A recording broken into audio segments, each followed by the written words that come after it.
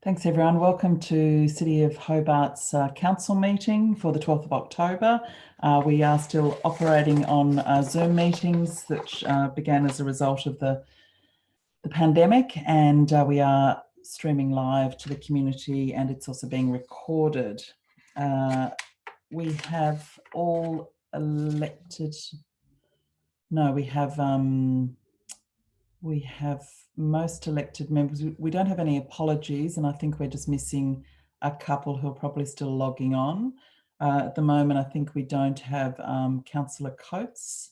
I think he's our only absence at this stage, but he's not an apology, so he won't be far away. And there's no leave of absences. I would like to start, just as we always do, by acknowledging that we have a deep history and culture here in Hobart, and we always do want to acknowledge the traditional custodians of the land upon which the City of Hobart was built, acknowledging the determination and resilience of the Palawa people of Tasmania, who have survived invasion and dispossession and continue to retain their identity, culture and rights. So the item 1 is confirmation of the minutes, and if someone could raise, we as usual use our raised hand to move a motion or second. That is moved by Deputy Lord Mayor, seconded by Councillor Dutta. If there's any dissent to passing those minutes, please raise your hand. Okay, there's no dissent, so moving on, they are now passed unanimously. Item 2 is transfer of agenda items. Are there any items that anyone would like to transfer on the open to the closed or anywhere else in the agenda? Okay, there's no raised hands, so there's none of transferred items. Communication from the chair. I do have one this week, and that is the General Manager is going to hand up, put up in front of you, I think, the award given to the City of Hobart for the Resilient Australia Award. The Deputy Lord Mayor represented the council at the award ceremony last week, and the Resilient Australia Award celebrated initiatives that build a whole of community resilience to disasters and emergencies around Australia. The council entered its Resilient Hobart program, which comprised a suite of 5 projects to support the May 2018 flood-affected Hobart communities along their journeys to recover and to assist with building capacity to respond to future emergencies. And that these projects were made possible through joint funding by the Australian and Tasmanian governments under the Natural Disaster Relief and Recovery Arrangements. So congratulations to all the staff who were involved in both seeking that grant and then undertaking the work. So item 4 is notification of council workshops, and we haven't had any. Item 5 is public question time, and I don't think we have any, do we, General Manager? No, Lord Mayor, we don't. And petitions, I also understand we don't have any petitions. No, Lord Mayor. No. Okay, so we're moving now on to consideration of supplementary items, of which I don't think there are any. And item 8 is indications of pecuniary or conflicts of interest. So this is the time if any elected members would like to indicate an interest in any item on the open agenda. Just please raise your hand. No, there's no raised hands. So we'll move now back into the City Planning Committee, which is 9.1. Which is 202 to 206 Macquarie Street, and I will invite Deputy Lord Mayor and Chair of the Planning Committee to Lord Mayor, I seek adjournment of this meeting so that we can go back into the City Planning meeting. Is that what we need to do, Mr. Heath? Well, we've got one of 2 options, Lord Mayor. The outstanding issue from the planning meeting was to take a vote on, I think it was an option for refusal. So you could adjourn this meeting if you like, go back into planning, formally get that refusal recommendation and then come back to council. So you could adjourn this meeting for 5 minutes, Lord Mayor, and then come back. The alternative, Lord Mayor, is to push on and just invite the deputy to put put a motion before the council, and we just deal with it, because it's fairly clear that there's going to be a debate on this item anyway. So, but I'm in your hands, Lord Mayor. You can defer it and come back in 5 minutes if you wish. I think if you feel that we're on solid ground just to proceed with a motion to council, then I'd be happy to take a motion from the floor. I'm comfortable with that. Alderman Briscoe, do you want to move that motion? Sorry, I've got a hand up from. Thank you, Lord Mayor. I'll move the motion for refusal of 202 to 206 Macquarie Street. Now, we have got the reasons for refusal, and I wonder if the appropriate officer will be able to share that. And if I could just get a seconder for your motion, Alderman Briscoe. Councillor Dutta. Just Lord Mayor, sorry to interrupt. I understand there is a motion for refusal, but I don't think we're quite ready to pop it up yet. I think so. If the debate wants to continue, then we'll catch up with you in a second, if that's all right. Okay, so can I just make a few words then?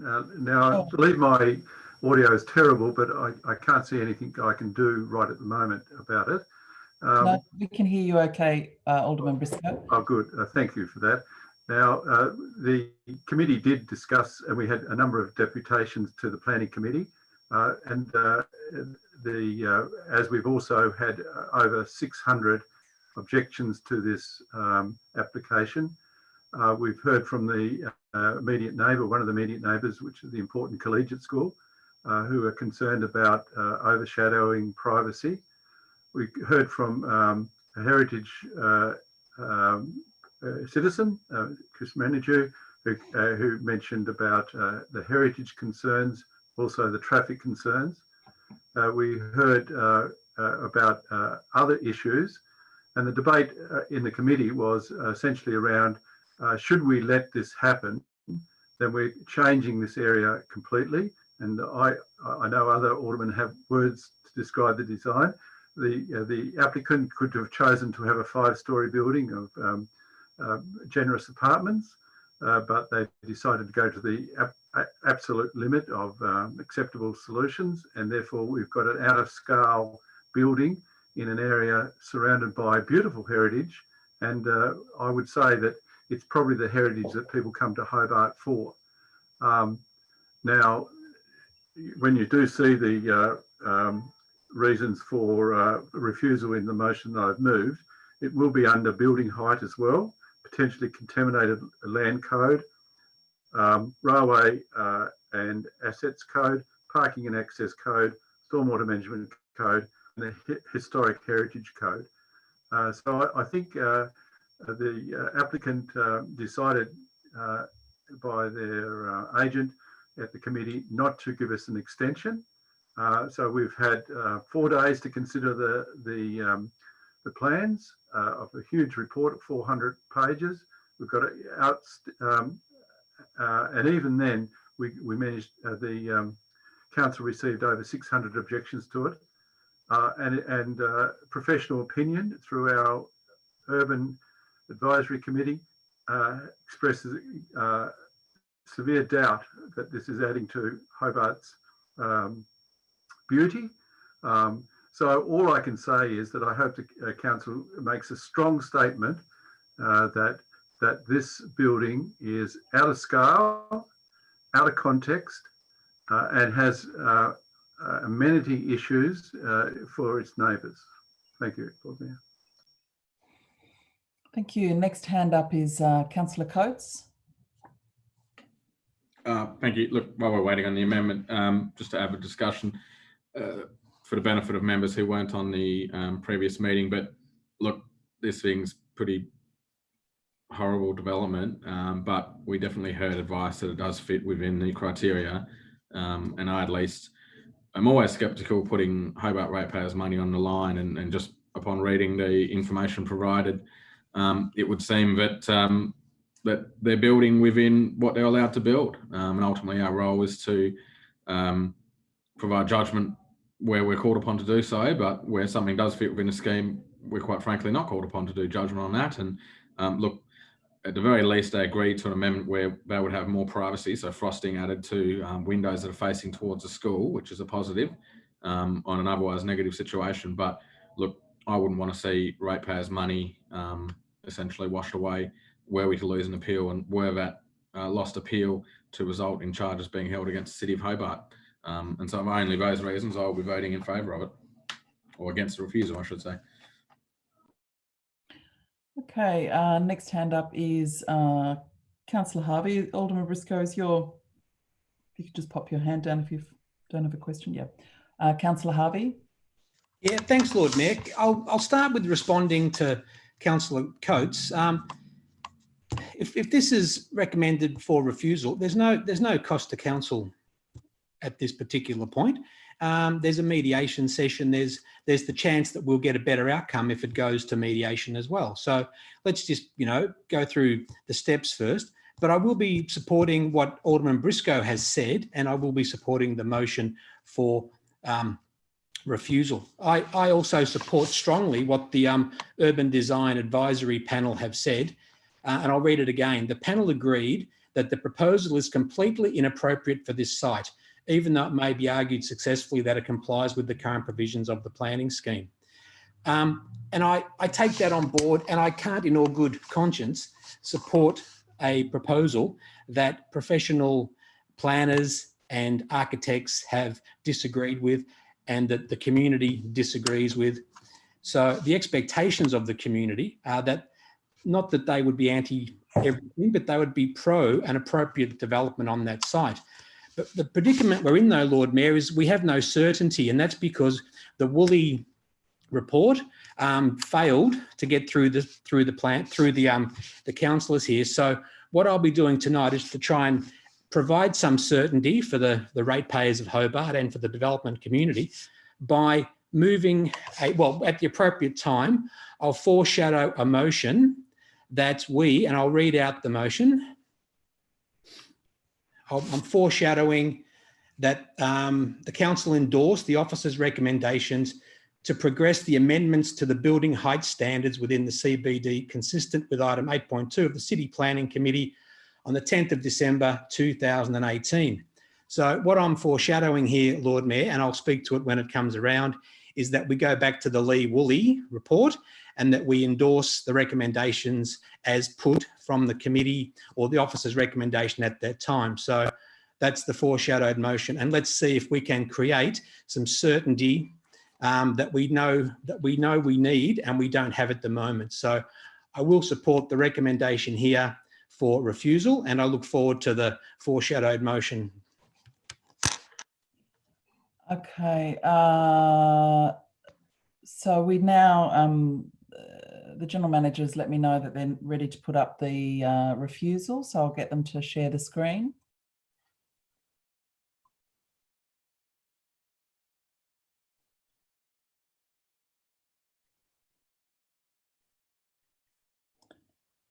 Okay, it's fairly small, but would someone, thank you. So I'll just give everyone a minute to have a quick look through that.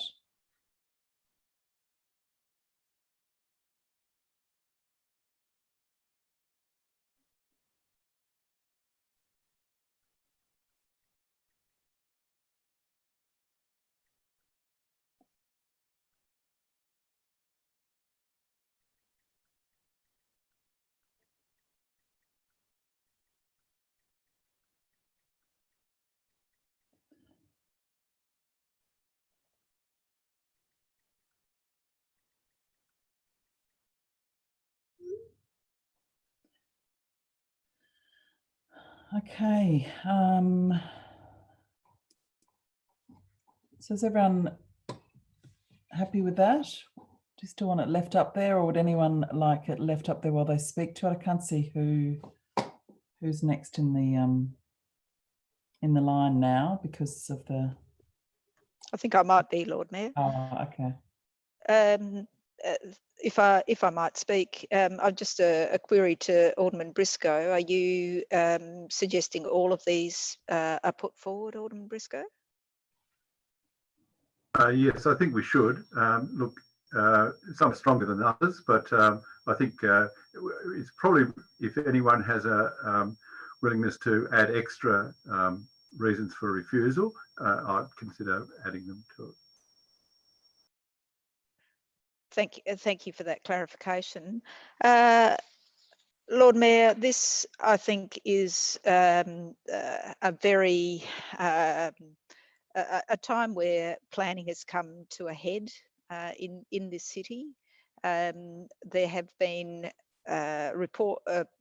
there's been quite a lot of discussion, and I've been contacted consistently, mainly today, not so much over the weekend, because I don't know how many people had a chance to fully digest this report, but major concerns with what we have before us in this area. And the comments from the Urban Design Advisory Panel, our panel of experts who provide expert advice not only to the council as planning authority, but to applicants, is that really the sum of the parts does not equal what is okay in this case. So we have a building built to its maximum capacity to fit into what's available now, but what isn't would not be suitable if we had really considered the planning scheme amendments, the Lee Woolley report, and had enacted that. So I think this is point of order, Lord Mayor. It's hardly appropriate to be attributing planning scheme standards that don't apply right now. It's hardly inappropriate to even be adding that to the debate. Sorry, I'm not sure what the point of order is. Just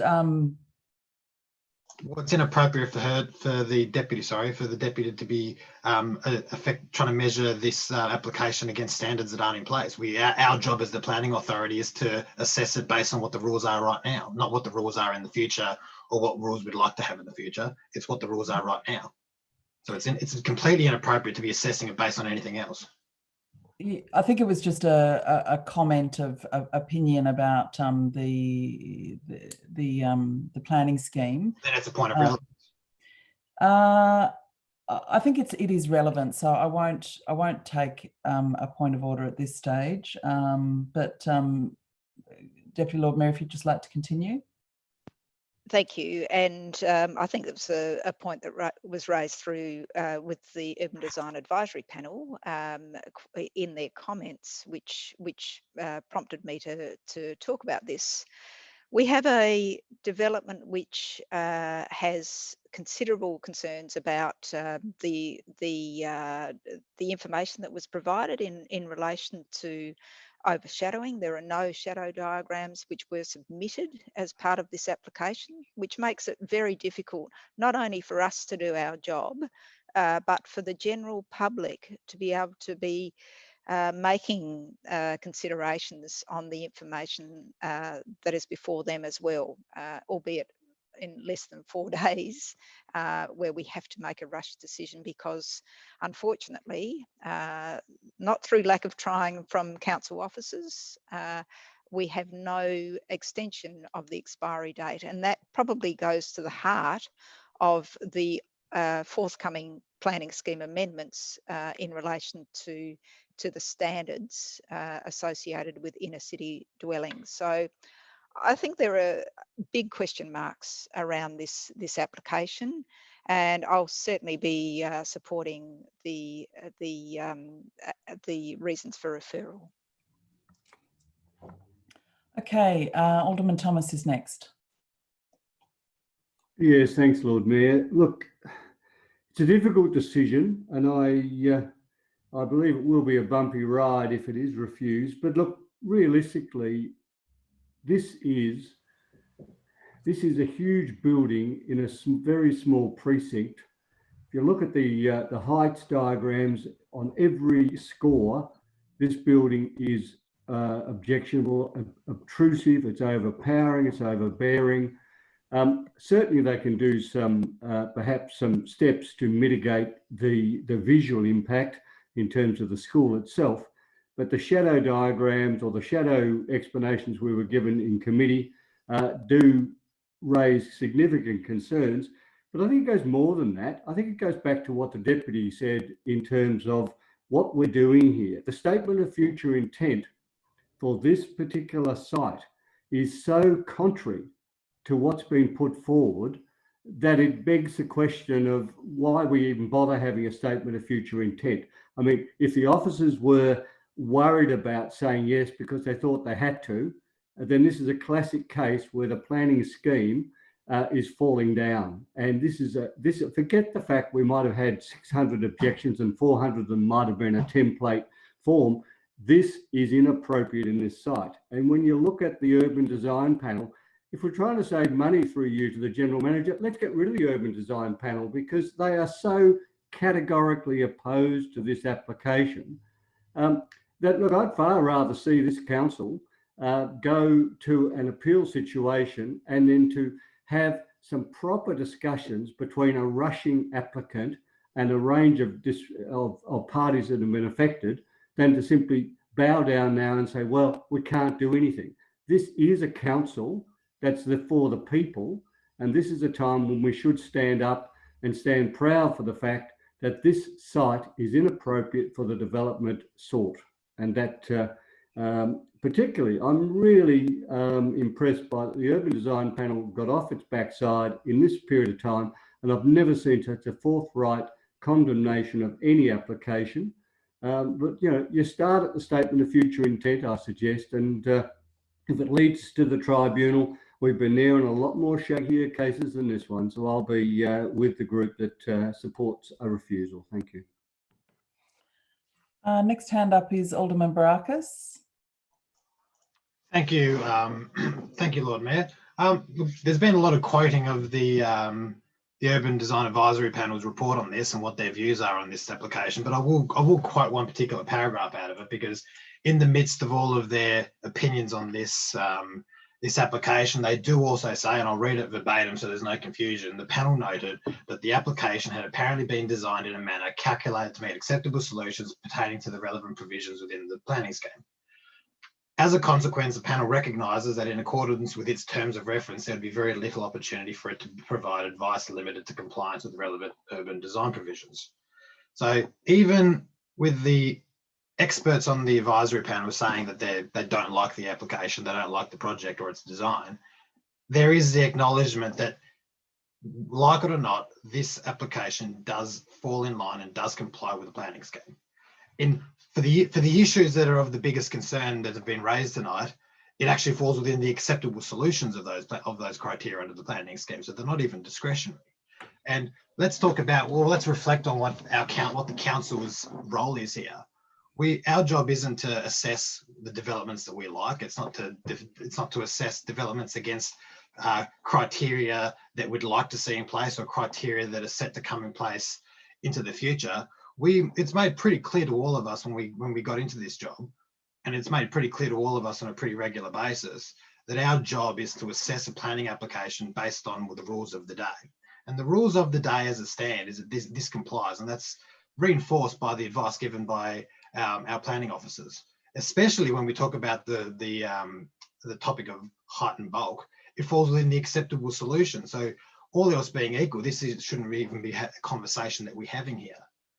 Now, look, I am, quite concerned, I suppose is the best word, to see what the justifications for refusal are here, given that the large bulk of the debate that we heard in committee and the large bulk of the comments that we've heard tonight already have been all about the one topic of height.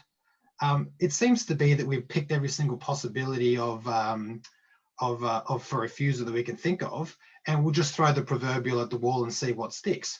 Which that's not how good planning is done, and it's just showing the community, it's showing everybody that we're looking for any excuse to reject this, because the reason that we'd love to reject this on isn't actually in our power to reject it on. Look, this will be, we've heard how many times on other developments, wouldn't it be nice if we had developers that actually brought forward developments that complied with our planning scheme rather than pushing the boundaries so hard?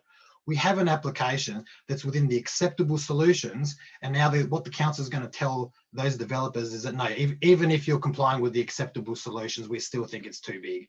So if we're talking about providing certainty, what about certainty to people that want to invest in our state and invest in our city, and actually allow them some sort of certainty that if they're complying with the planning scheme, they're going to be able to do what they want to do on their property within those rules. So look, I think it would be a terribly poor reflection on our city if we're rejecting something for a reason that falls in with the acceptable solutions, and especially when it looks like we're looking for any and all excuse to reject this. I think it'd be an appalling reflection on the council. I think it'll be very telling of many people's priorities as councillors, as aldermen, or as a planning authority. Now, look, I suppose I do have one question. In regards to, for the planning director, in regards to the reasons for refusal that have been provided on this motion, the first one about clause P5 of building height, if that falls in within the acceptable solutions, is it even possible for us to say that it doesn't meet the performance criteria? That doesn't seem like a relevant or possible reason for refusal to me, Director. Well, through you, Lord Mayor, we've included it, I think, on the basis that Alderman Briscoe concluded that that he didn't necessarily concur with the legal advice that we had in relation to that clause, and felt that he wanted to include that as a basis for refusal. Right. So now, I would hope, and this might be something that Alderman Briscoe and whoever it was that seconded Alderman Briscoe's motion, that they might want to consider. Hey, look, I'd like to see, given what the officer's recommendations in the report were and what the officer's feedback in this report was, that there needs to be some kind of justification for every single one of these reasons for refusal. We can't just throw everything at the wall, see what sticks when it goes to appeal. We need to be able to justify this to the applicant and to the people of Hobart, and we also need to be able to defend these things in appeals. It's not just a matter of just throwing it at the wall, seeing what sticks. I think that's quite it's not a good way to go about planning. But secondly, and this is something that I might ask Alderman Briscoe and his seconder to consider. There was some talk about, how much will this cost council if it comes to Thank you. And how much will it cost council, and whether or not it'll go to mediation or full appeal? Maybe they might want to accept an addition to the motion that the cost of this, if it does go to appeal, when it does come back to council, that the council is formally informed of what the total cost is for us defending this position or this decision in appeals tribunal. But other than that, I'll leave it there, and I'd encourage everybody to vote against this recommendation and vote for the officer's recommendation. Lord Mayor, there were some questions there. I wonder if I could just deal with them in summing up. Alderman Barakis has made some questions to me. I wonder if I could deal with that when I sum up. Sure, that's fine, absolutely. So, Councillor Sherlock. Yeah, thank you very much, Lord Mayor. I don't know how many points I have, but I do have a couple just with reference to what has been said. Look, I totally agree. Within the rules of the day, this particular application complies. But the rule of the day also says that we as councillors have the ability to exercise discretion. So I think we should be mindful of that. And I think Alderman Briscoe has rightly listed more than 3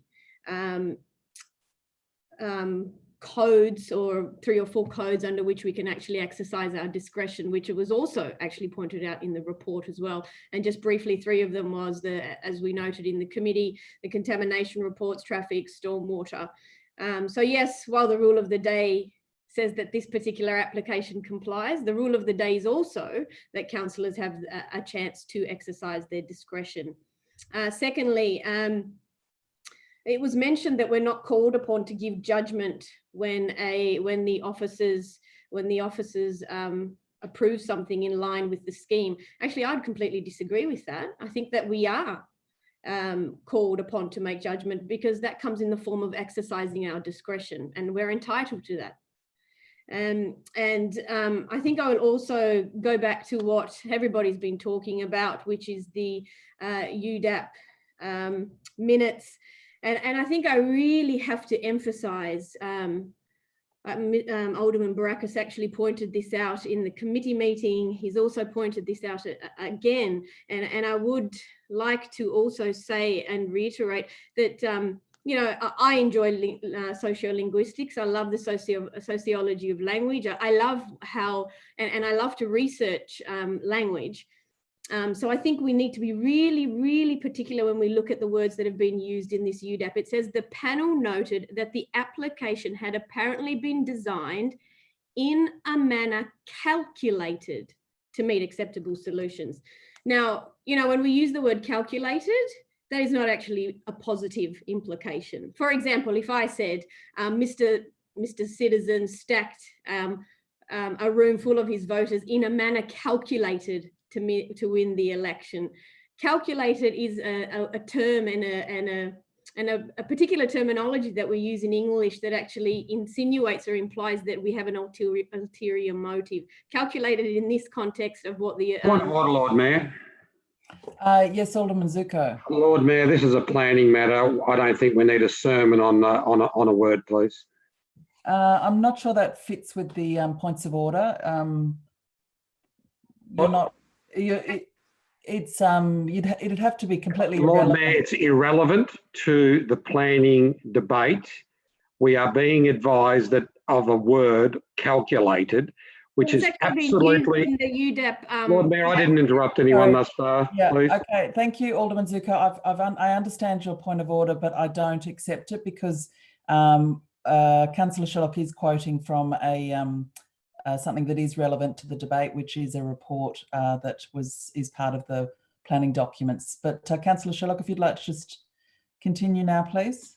Yes, so again, once again, I'll just reiterate, if we use the words, the precise words, in a manner calculated, when we use those particular words in this context, in my interpretation, the UDAP is negatively pointing out the calculated nature adopted to fill the requirements of the acceptable solutions.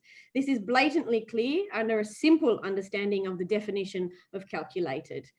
So in the words of UDAP, it seems like something has gone awry and it's been calculated to be in line with the acceptable solutions. And that's actually quite shocking. And we should all be troubled by this, as has also been pointed out by UDAP. This is troubling to the panel. This is what they've said. And now, just finally, I would like to say, I don't think that Alderman Briscoe is actually throwing lots of things at the wall and hoping that it sticks. I think as was reflected in what he actually put up, there was notable amounts of discretions that we are entitled to disagree and to not allow this to be approved. And those discretions have also been outlined in the report. Thank you very much, Lord Mayor. Thank you, Councillor Sherlock. Is there anyone else who would like, I don't have any other raised hands. Councillor Dutta. Thank you, Lord Mayor. I just want to make 3 points. Firstly, with regards to the people who have objected, there's about 600 plus. My decision tonight is not based on the number of people. It is regardless of their opinion or their particular position. It is my duty to look at the planning rules.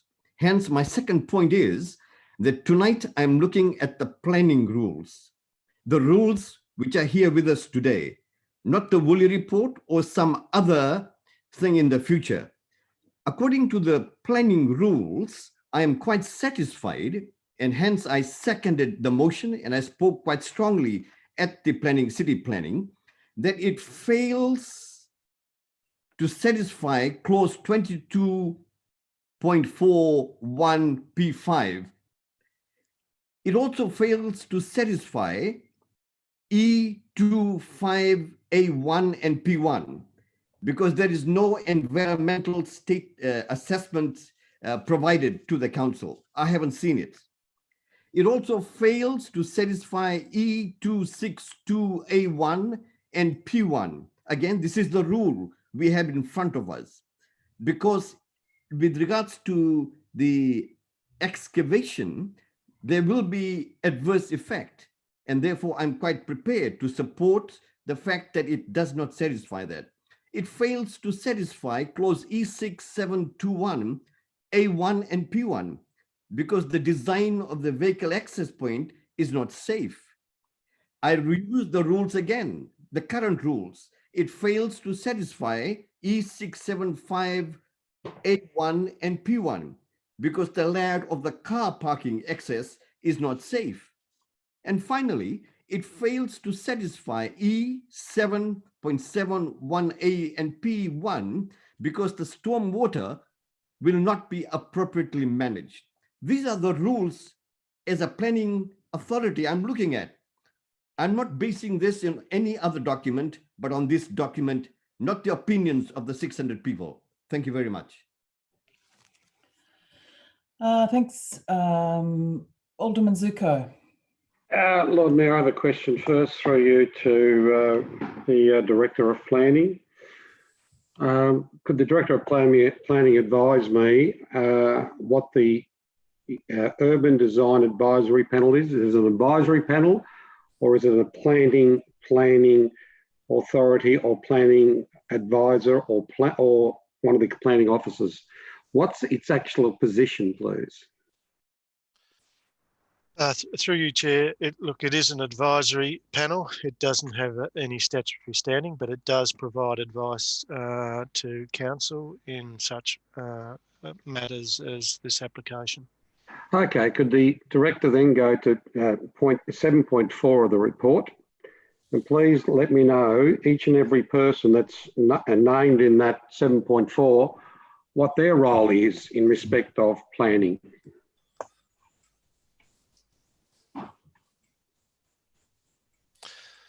Just bear with me.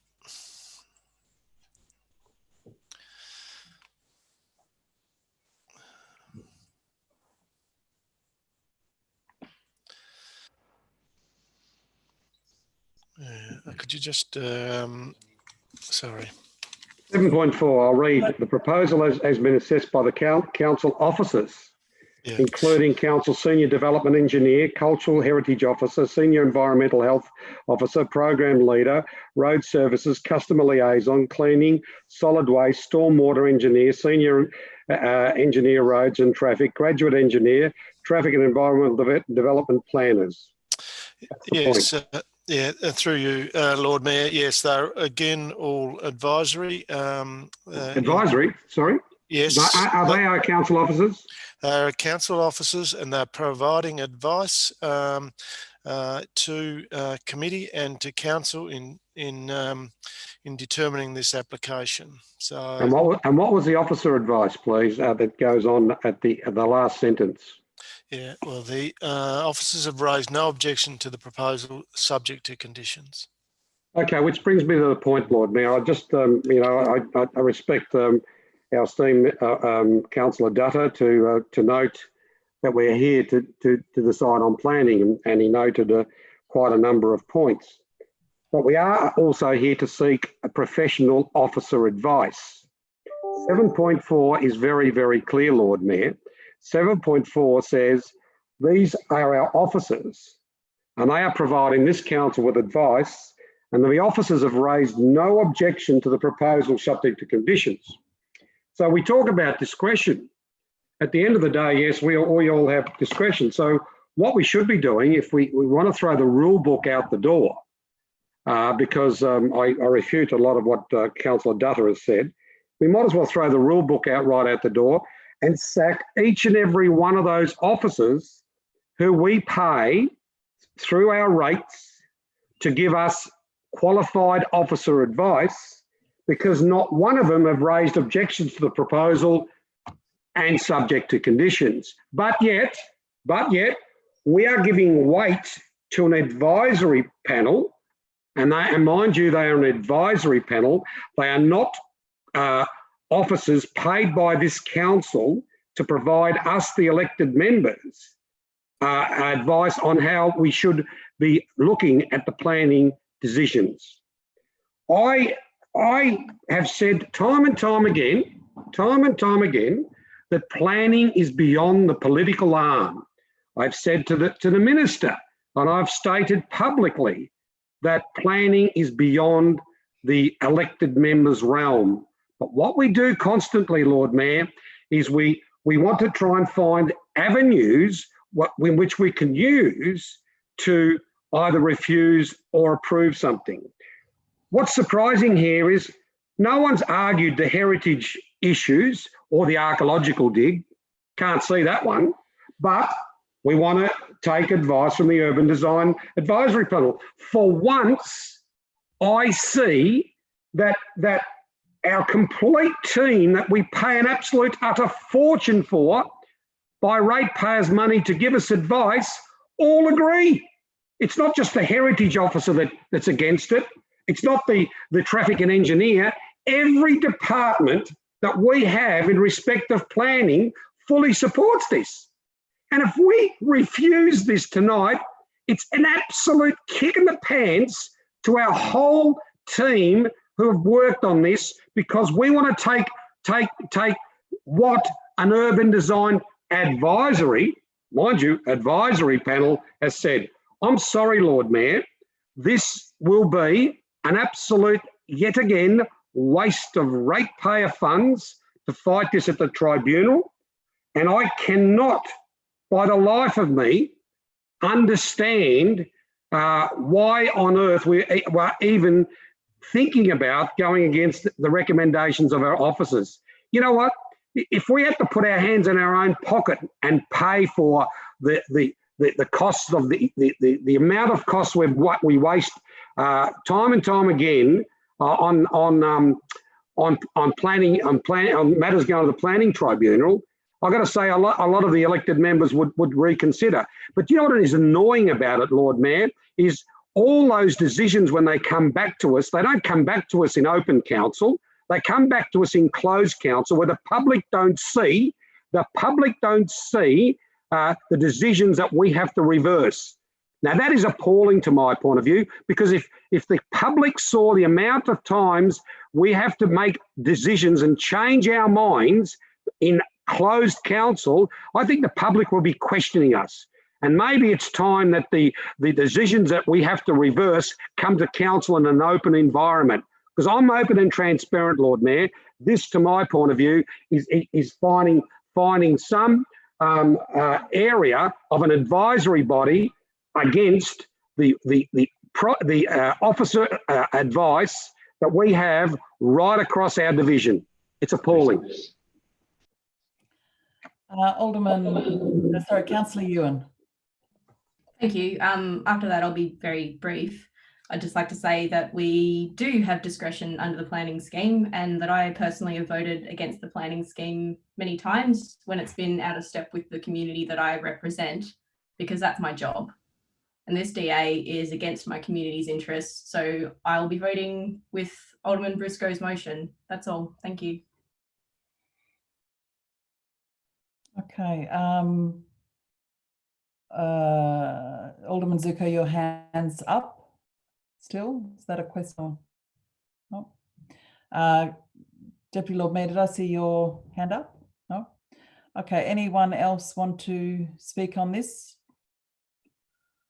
I think I will reserve. I won't speak just to say in detail, but just to say very briefly that it's been a really interesting debate, and I do agree with the with Alderman Briscoe's motion because we do have a planning scheme that does allow for judgment calls and for rules to be interpreted.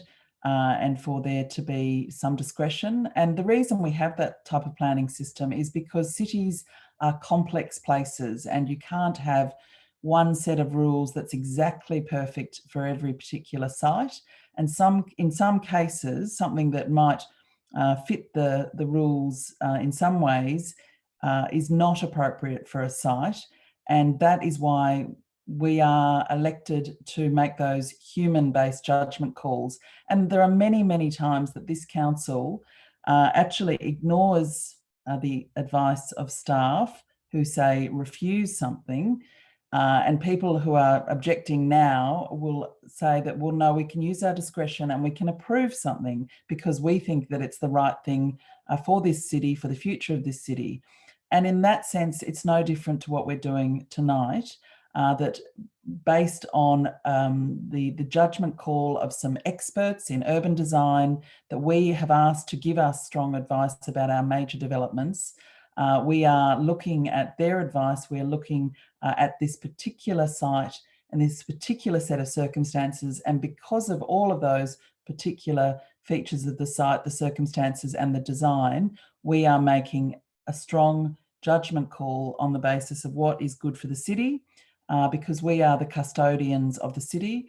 And that is why the community elects us to make those judgment calls for the city and its future.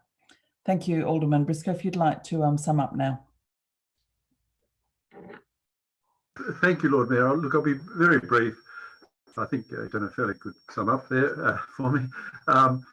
Just in relation to the cost, I don't think I have we've never had a cost awarded against the council in the time I've been on council. I think I might stand to be corrected there. Point of clarification there, Lord Mayor. That was the cost of us defending the thing in appeal, not cost of damages. So the cost of to defend our position, the council, if there is a position tonight, is a small cost compared with the damage it could cause if we have let a development like this go ahead. That is a huge cost to the community for 100 years. So balanced against a relatively high cost, but in relative terms, it's a small cost. There's some very important principles here, and the first part of the reasons for refusal is to do with heritage and the effect on neighbouring heritage sites and that, and streetscape. I think that's an important issue to get some clarification from the panel anyway, because I think whilst all those officers have given their individual very specific advice, they don't see the whole picture, and we are there to do the whole picture. The Urban Advisory Panel is there to look at the urban, the whole picture as well. So I think we've got to be guided by the advice we've got and use our judgment as well, obviously. And my judgment, and I hope the council's judgment tonight, is that we refuse it. It may go to appeal, it may not go to appeal. If the applicant decides, well, perhaps I'll go back to the drawing boards, and so it may not go to appeal.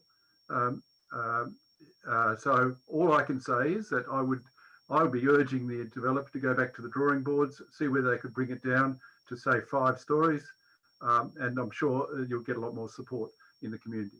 That's all I'd like to say, Lord Mayor. Thank you. Okay, well, I'm going to go around and see how you would like to vote for the motion moved by Alderman Briscoe, seconded by Councillor Dutta. Deputy Lord Mayor, how do you vote? For. Alderman Zuko? Against. Alderman Briscoe? For, Lord Mayor. Alderman Sexton? Against. Alderman Thomas? Sorry, for. Councillor Harvey? For. Alderman Barakis? Against. Councillor Dutta? For. Councillor Ewan? For. Councillor Sherlock? For. Councillor Coates? Against, Lord Mayor. And I'll vote for.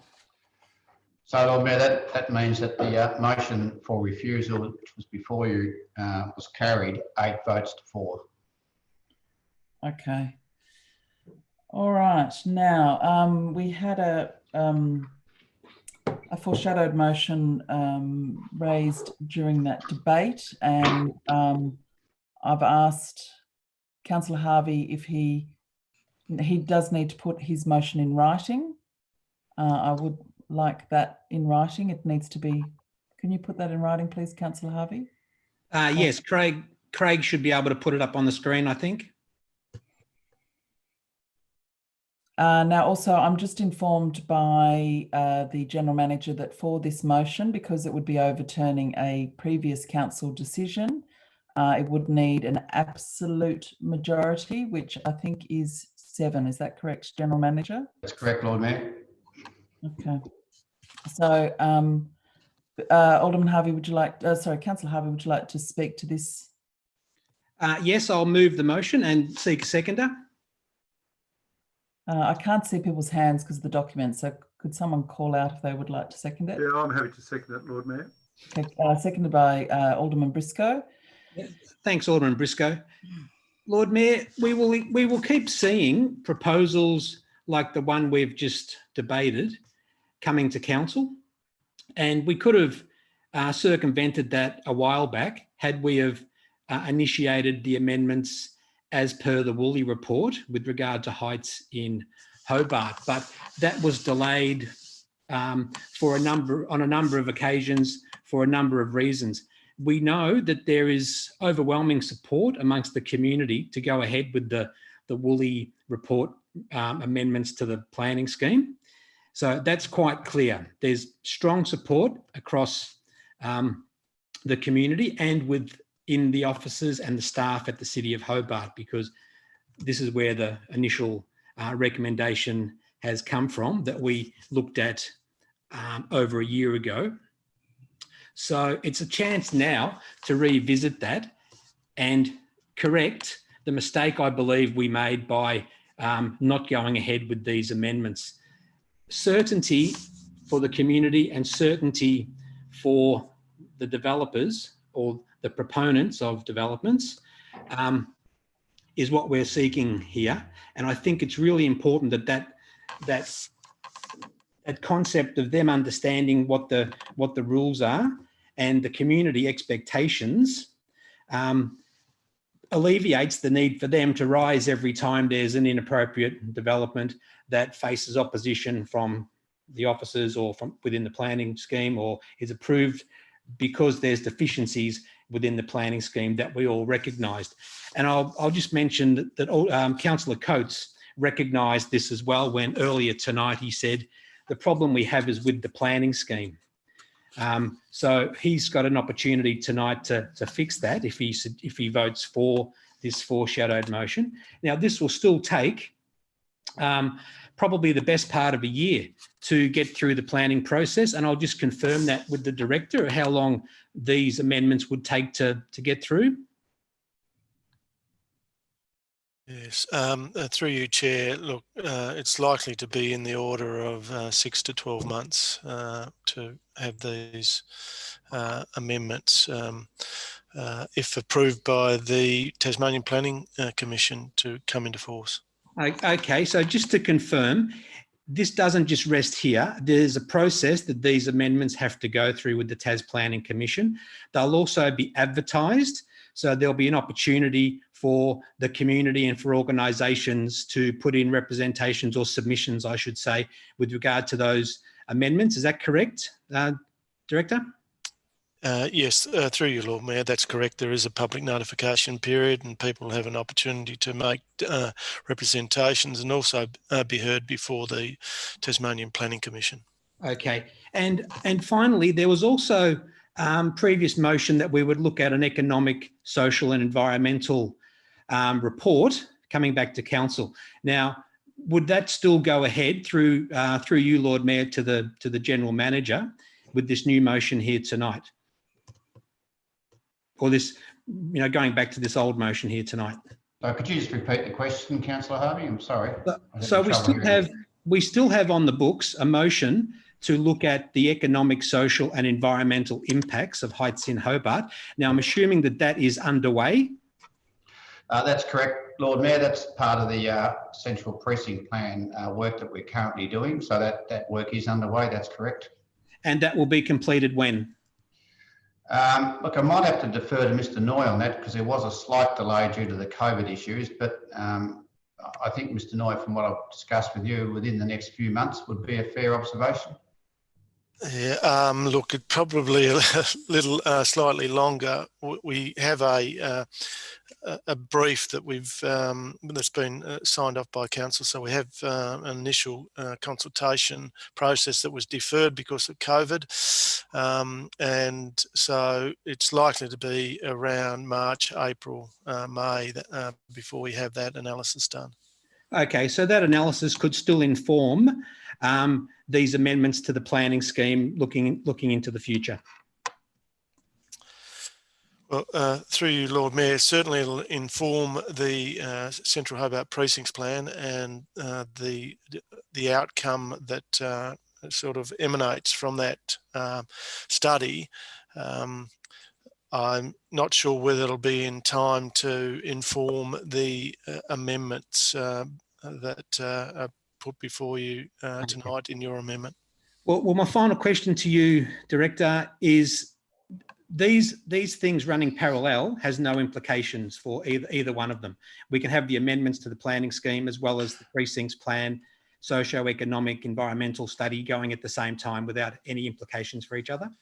Look, the officers were very supportive of the amendments when originally put up in December 2018, and we would be happy to support them before the Tasmanian Planning Commission if endorsed by Council tonight. As well as the ongoing work of the precinct planning. The ongoing precinct planning work is still very important. There are a number of potential scenarios in terms of outcomes, in terms of building height, which will be explored as part of that process, and the Woolly recommendations and the officers' recommendations in response to the Woolly's report would be certainly explored as part of that process. And it wouldn't undermine that process of the precincts plan? No, look, I don't believe so. I think what we need to do,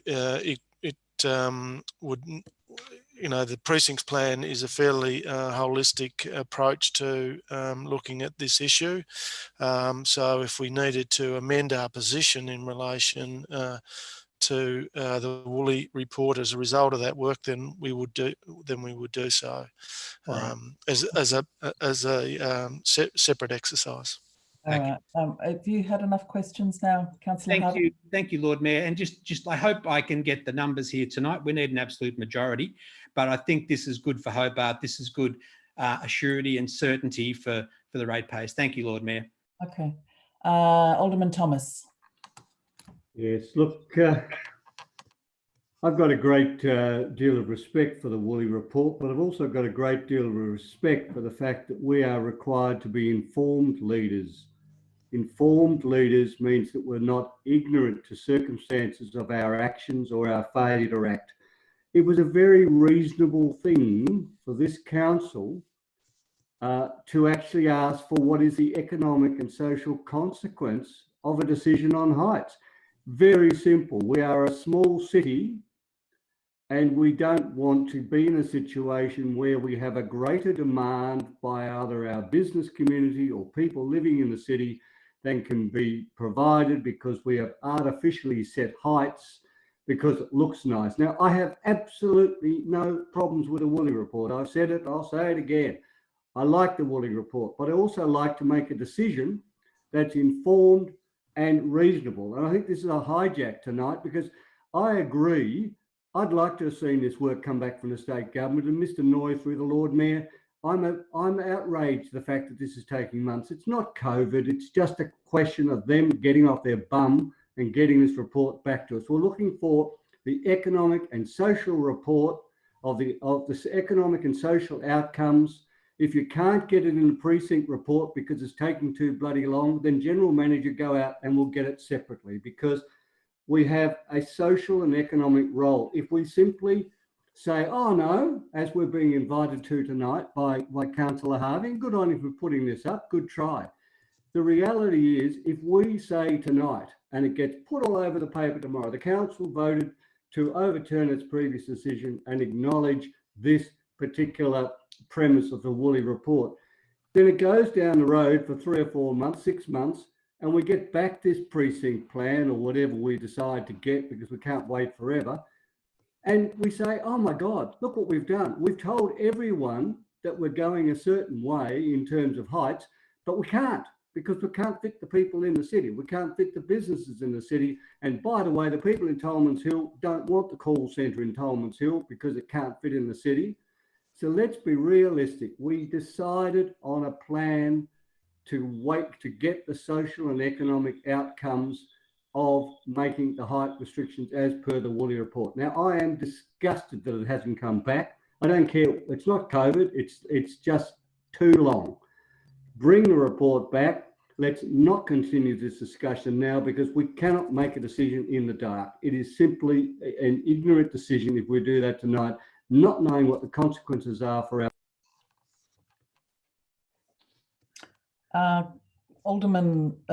Deputy Lord Mayor. Thank you. Firstly, a question to the Director. Director, do we have more applications in the city for large developments coming through presently? Sorry, more as opposed to when? No, some new ones coming before us.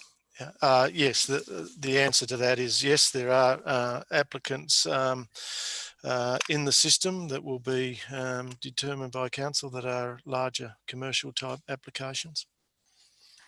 Thank you. So there hasn't been a reduction in numbers or interest in the city, and we're fairly buoyant in relation to that. Look, certainly the planning application numbers, the simple numbers are up as compared to last year. Building activity is a little bit down as compared with last year. Thank you. Thank you. Look, I welcome this motion. I think it's a really important time in our city where we're seeing more and more pressure to build, and we've just had a case in point, building to the maximum parameters of what we have before us, what we can consider as part of the planning scheme. And as a consequence of not acting until now, or not reconsidering this until now, we have these pressures on the planning scheme and what we should be considering. We can see how out of step the planning scheme in this particular area, 202 Macquarie Street, is in the context of what is good urban design for our city, and those comments made by the Urban Design Advisory Panel have been talked about quite a lot in this meeting already. So I won't go further into that, but I think what developers want and what is provided in the Lee-Woolley report and those planning scheme amendments as suggested is certainty. It makes it much more clear for applicants what they can and can't do. So I'll be supporting this and look forward to the point where we can have that certainty for applicants and have that certainty for the community, because the community sometimes is cut out of this planning process, and I think in some respects are losing confidence in our planning system. And I think that whilst the social, economic and environmental report is important, it can be done as a parallel process. Alderman Briscoe. Thank you, Lord Mayor. Look, 2 years ago when we considered this, it was a very heated debate. I remember I got quite emotional about it when we lost this motion, a similar motion. And it was assured me that, yes, the social and economic study could be done within a year. Yes, it'll be an urgent matter. Yes, we'll come back within a year. Well, 2 years later, we're in the situation I predicted we'd be in. it'll be another year or maybe or 2 years before we get a social network or the precinct plan. So we've got to take bull by the horns. I've used that analogy twice tonight, and say, look, we go a recommendation from our officers that they support this even now, 2 years later. They support the same recommendations they gave us 2 years ago. They were satisfied then. They're satisfied now that this is a good move for the city. As the deputy pointed out, it's a parallel. It can be a parallel process, and we'll be informed. We make amendments to our planning scheme all the time. So if we have to nuance it a bit or make further amendments in light of any studies we get from now, let's do that. But we've got to get the thrust of this motion through tonight. Otherwise, we'll end up with situations all the time with Macquarie, like we've just dealt with in the previous item. So all I can say is that let's hope the council tonight will initiate the amendment, give the opportunity for the public to make comment. It's not decided in our hands, it's decided at the Planning Commission hands, not our hands. It's a transparent process, and it can be informed if we ever get the precinct plan, and it can be informed by any social and economic study. Now, we can't blame the state government for that plan not coming back to us. I don't think we can plan. It just inevitably, when you have a study that big, it's going to take time. So let's go ahead. We certainly was on my platform when I got elected 2 years ago to do something about having exact height limits for parts of the city. We're informed by a brilliant report with the Woolly plan, and it was modified by our officers in light of all the sorts of things, other things, and it actually brought it down in a way. So all I can say is let's do it, put it aside. It will be out of our hands then, but we should move forward. Otherwise, we're not making any important decisions that could potentially, if we don't make a decision tonight, we're going to affect the fabric, the look, landscape of Hobart, and it may be for 100 years before another council could do this. So we're at a good opportunity to do it. So let's do it. Okay, I don't have any other hands raised. Is that I've got Alderman Briscoe and Thomas. If you could just pop your hands down if you don't have further questions, or Alderman Zuko. Lord Mayor, this has got to be one of those situations where we're writing the rules as we want to. This is absolutely planning on the run at its worst. I recall what happened 2 years ago. 2 years ago, there was a recommendation that went to the planning committee, and a number of which recommended 60 metres. A number of elected members in that planning committee decided to do the same as what's happening tonight, and decided to go from 60 metres to 45 without officer advice. Now, this is the same scenario here. I find this absolutely absurd. I cannot believe that you have allowed this debate to even occur, Lord Mayor, because we've made a decision. If all the elected members support the Lee-Woolley report, why are we washing it down? I actually fully support the Lee-Woolley report as it was written, like I did the Young Gal report. But unfortunately, we're not being purists here, are we? You know, the elected members that are talking about the Lee-Woolley report are not talking about what Lee-Woolley wrote. It's what people decided to change and put forward, not only once, but twice. So I'm sorry, Alderman Briscoe, right? You are not being a purist, and your little smirky little smile demonstrates that. Point of order, Lord Mayor. Point of order, Lord Mayor.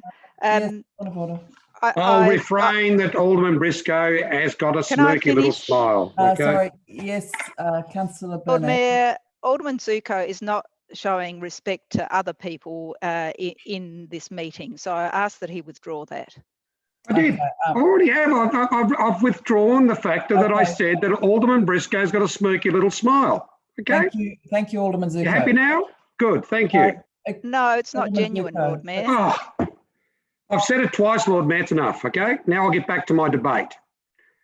If we are going to be true and purists, the motion tonight should not be what we want a watered down version of the Lee Woolley report, or a 45-metre version of the Lee Woolley report that was hijacked by a number of elected members in 2018. Point of order, Lord Mayor. It's not appropriate that Alderman Zuko refers to this as being hijacked.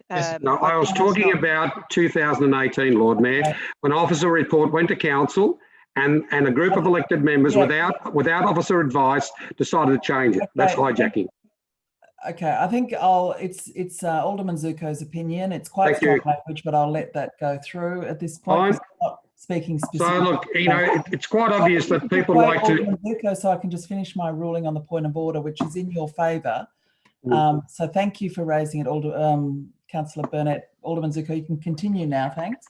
It's surprising that quite often that points of order come up when either myself or Alderman Barakis are speaking, and we allow things to go on. But it's okay. If people want to distract my sense of thinking, it's okay. I can quickly get back to it.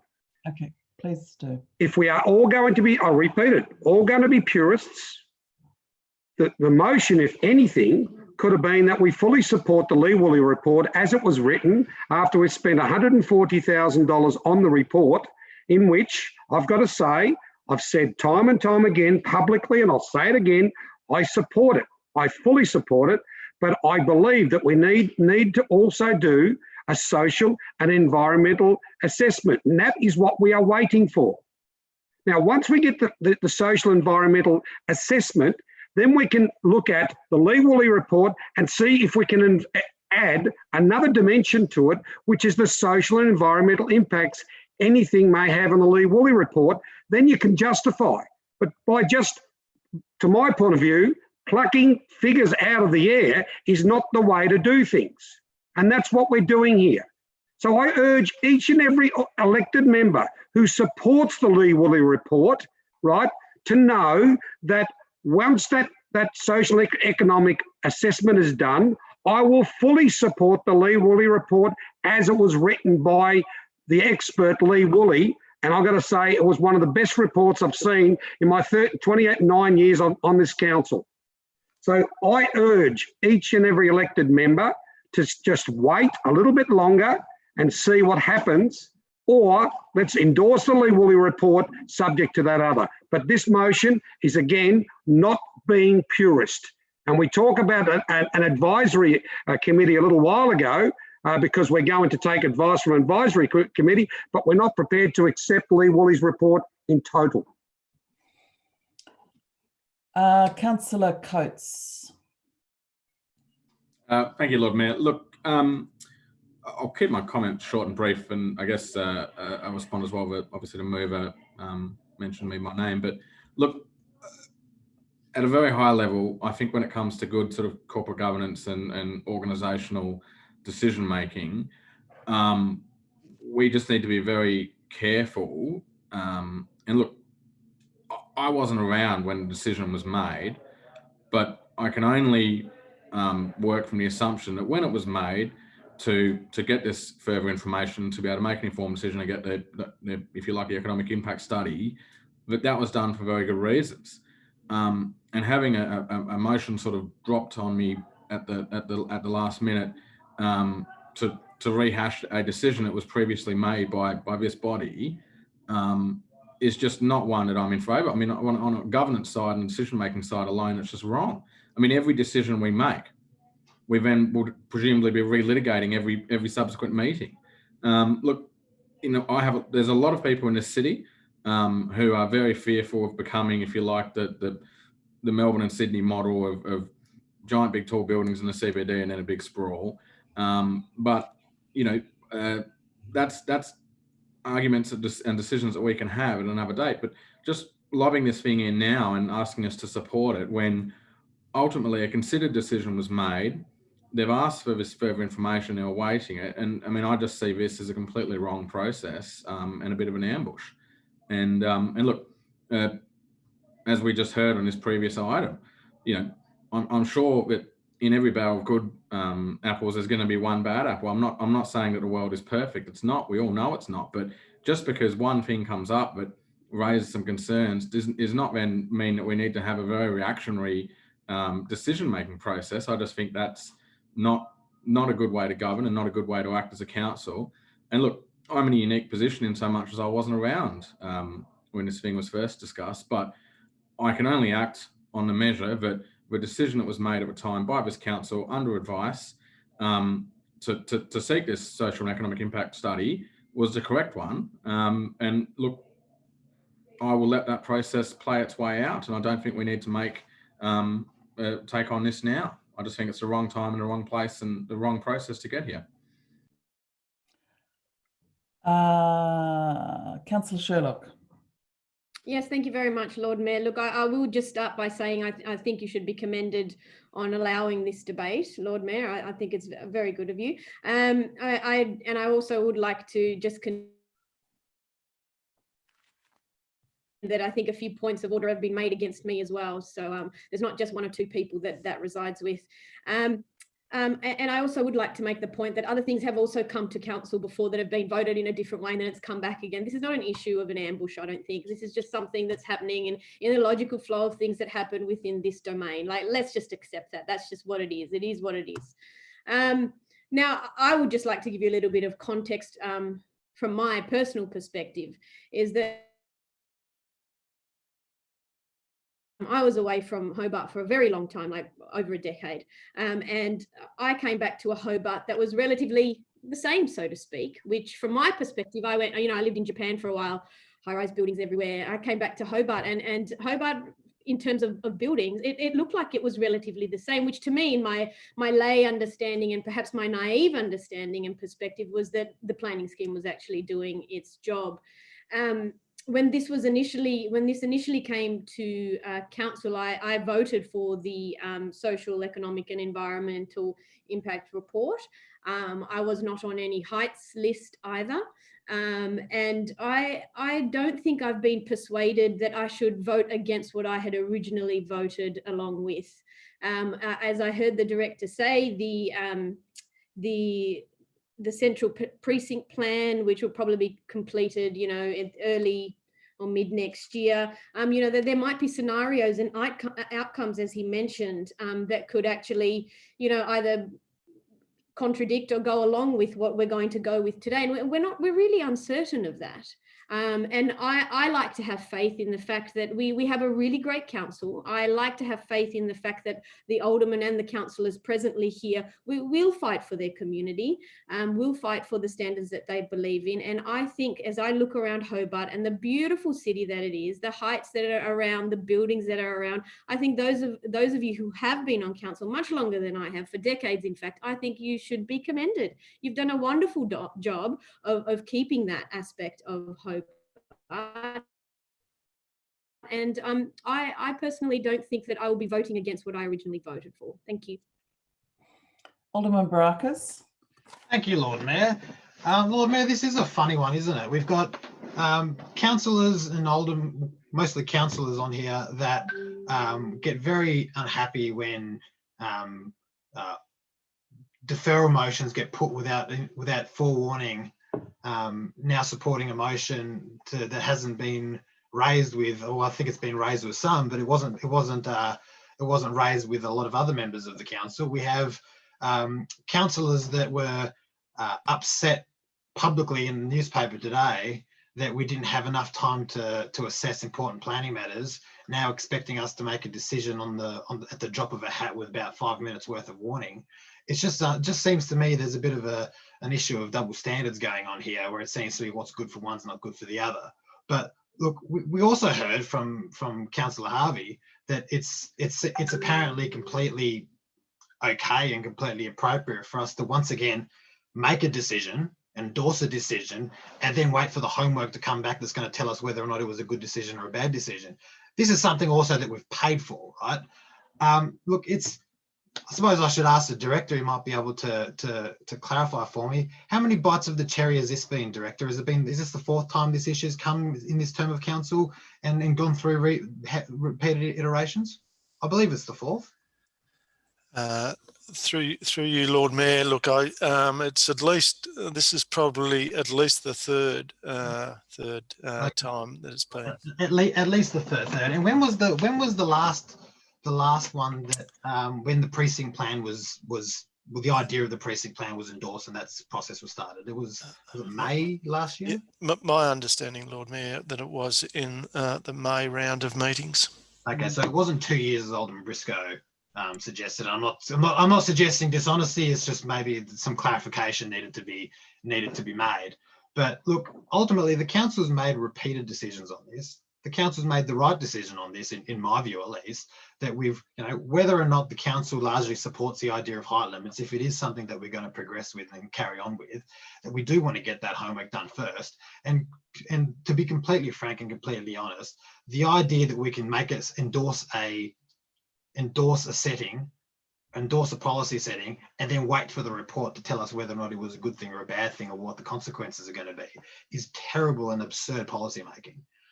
And for this to come through repeated bites of the cherry, it's almost like a war of attrition, and we'll eventually get enough people on board that we'll get the way we want if we just keep putting this motion. We'll wait in another couple of months, we'll have this motion again, and then we'll have it again, and we'll have it again, at which point we'll eventually get the result that we want, because we don't respect the results that we've had so far up until now, 1, 2, 3, 4, 5, 6, 7, 8 times.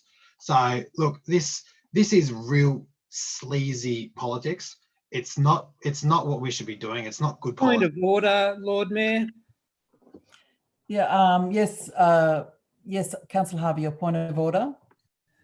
I take offence to the use of the term sleazy politics. That is really offensive. This is not sleazy. A foreshadowed motion is proper process. Councillor Harvey, I hear your point of order, and I do agree that terminology, Alderman Barakis, is likely to be offensive to another councillor. So if you could withdraw that particular terminology and continue on with your points. Fair enough, Lord Mayor, and I'm sorry that Councillor Harvey was offended by that, and I'll withdraw that for the sake of continuing on this debate. Now, not for the sake, it's because you're offensive. Okay, that was hardly in order, Lord Mayor. No, Councillor Harvey, I've made the ruling. If you can just stay out of it, please. So continue on, Alderman Barakis. Thank you, Lord Mayor. Look, this is unfortunate. It's not good policy making. It's not respectful of the decisions that we've currently made as a council in the past, repeatedly. So, Lord Mayor, let's wait. Let's see how long let's even talk to the minister's office and see how long that section of the report for the precinct plan is going to take, so we can make a proper decision, an informed decision, and a decision that's actually going to take on the different, the economic, the social impacts, the consequences of what our decision can possibly have, and make an informed and educated decision, as is our role. Rather than shooting from the hip and just making a decision based on what we think is the right thing to do today, and then waiting for this report to come in the future. So, Lord Mayor, I don't think what's being put today is good policy. I don't think it's good politics. I don't think it's good for the people of Hobart. So let's do the right thing, which we've repeatedly endorsed in the past multiple times. Let's keep going and let's stick to the plan. Okay, could Alderman Zuccan, Alderman Barakis just put their hands down if they're not asking further questions? Councillor Dutta. Thank you, Lord Mayor. This is a very interesting motion, and I want to state my understanding of the background as well. It is my understanding that when the Woolley report was recommended and it came to us, there was an acceptance of this, but at the same time, at a city planning meeting, there was a recommendation made that we reduce it to 45. And it is at that point in time when I felt it wasn't the right thing to do. And I hence did not vote for that particular motion. consequence subsequent to that, it is my understanding, and I'm only trying to remember the sequence of events, that the staff made a recommendation who we pay, who are our advisors, and we should take their recommendation. Again, I was very supportive of 60, but because of the way things were conducted, I felt that I shouldn't go along with that and hence support the social and economic report that was nearly 18 months ago. Now, having heard the points today and the fact that circumstances change, on the basis of that, I am more and more finding frustration with planning applications that come in. And there are times when I am the only one standing about a particular application and opposing it. And I get blasted on the Facebook. What I'm saying is that this will give me clarity. The facts have changed, circumstances have changed. I've heard today that the report will still come. This will be in parallel. And hence, I don't see any problem with this. When we give homework to people, and I was a teacher once in my lifetime, we gave them due dates. And if the report or the assignment didn't appear, I failed them. Tonight, I'm failing them. It is taken too long. And this, for me, it's going to be a process. The community will participate, and it'll be in parallel with the other reports. And when they will come, we'll be able to have a holistic approach. This does not mean we are now stuck with this, or this is the final position. This is a process that is set in place. It might take another year. So I will support it. Thank you. Okay, thanks, Councillor Dutta. Any further discussion? Before Alderman Harvey sums up, I know it is, I'm very conscious of the time and we've still got a long agenda, but I do just feel I need to make a couple of points that I think the reason I accepted Alderman Harvey's motion from the floor is because I think there is a sense that we're getting quite a number of applications that are contrary to the direction that we were heading in with the Woolley report recommendations. And I think in this particular instance, the Woolley-based model would have seen this development being at around 18 metres, which I think would have been much more in line with community expectations. So I think there is a frustration that we are ill-equipped to be dealing with quite a lot of interest, and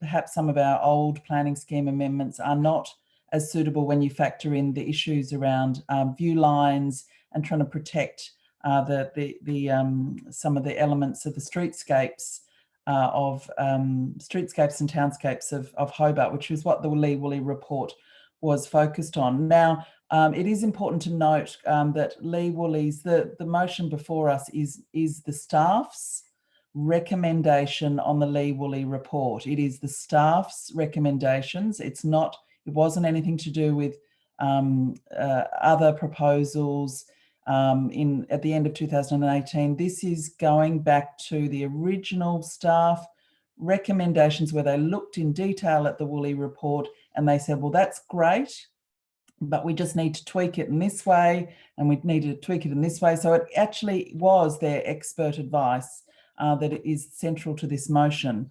The staff did not say that we had to do an economic, social and environmental study. That was very much something that came from the elected member body who were feeling a bit uncertain about this, the staff report. And I do take the point that this has come back to us a couple of times, and the most recent time when I supported it as well, Lee Woolley was so keen to see us actually start this process that he wrote a letter to all of us. This was about May last year, I think, and he said, please, I am happy with the staff's interpretation of my report, so please support it. So if you support Lee Woolley, he endorsed this report of the staff.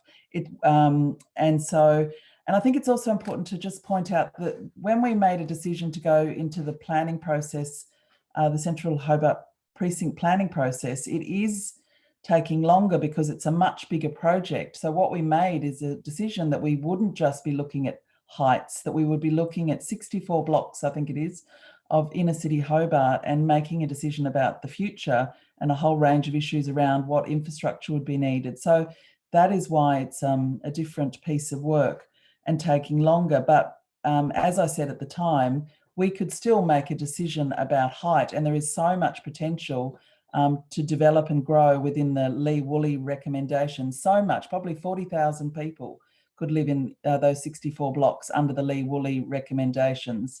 If we wanted, that might not be wise for other reasons because of infrastructure, but we can start this process. And I think the reason this has come up is because of a frustration that there's a number of developments coming forward and we don't have this certainty. So thank you. Councillor Harvey, did you want to sum up now? Yeah, that was a good job, Lord Mayor. Well said. I support the words you used there. I'm hoping that there's enough people who can change their mind here tonight who voted against the Lee Woolley proposal last time.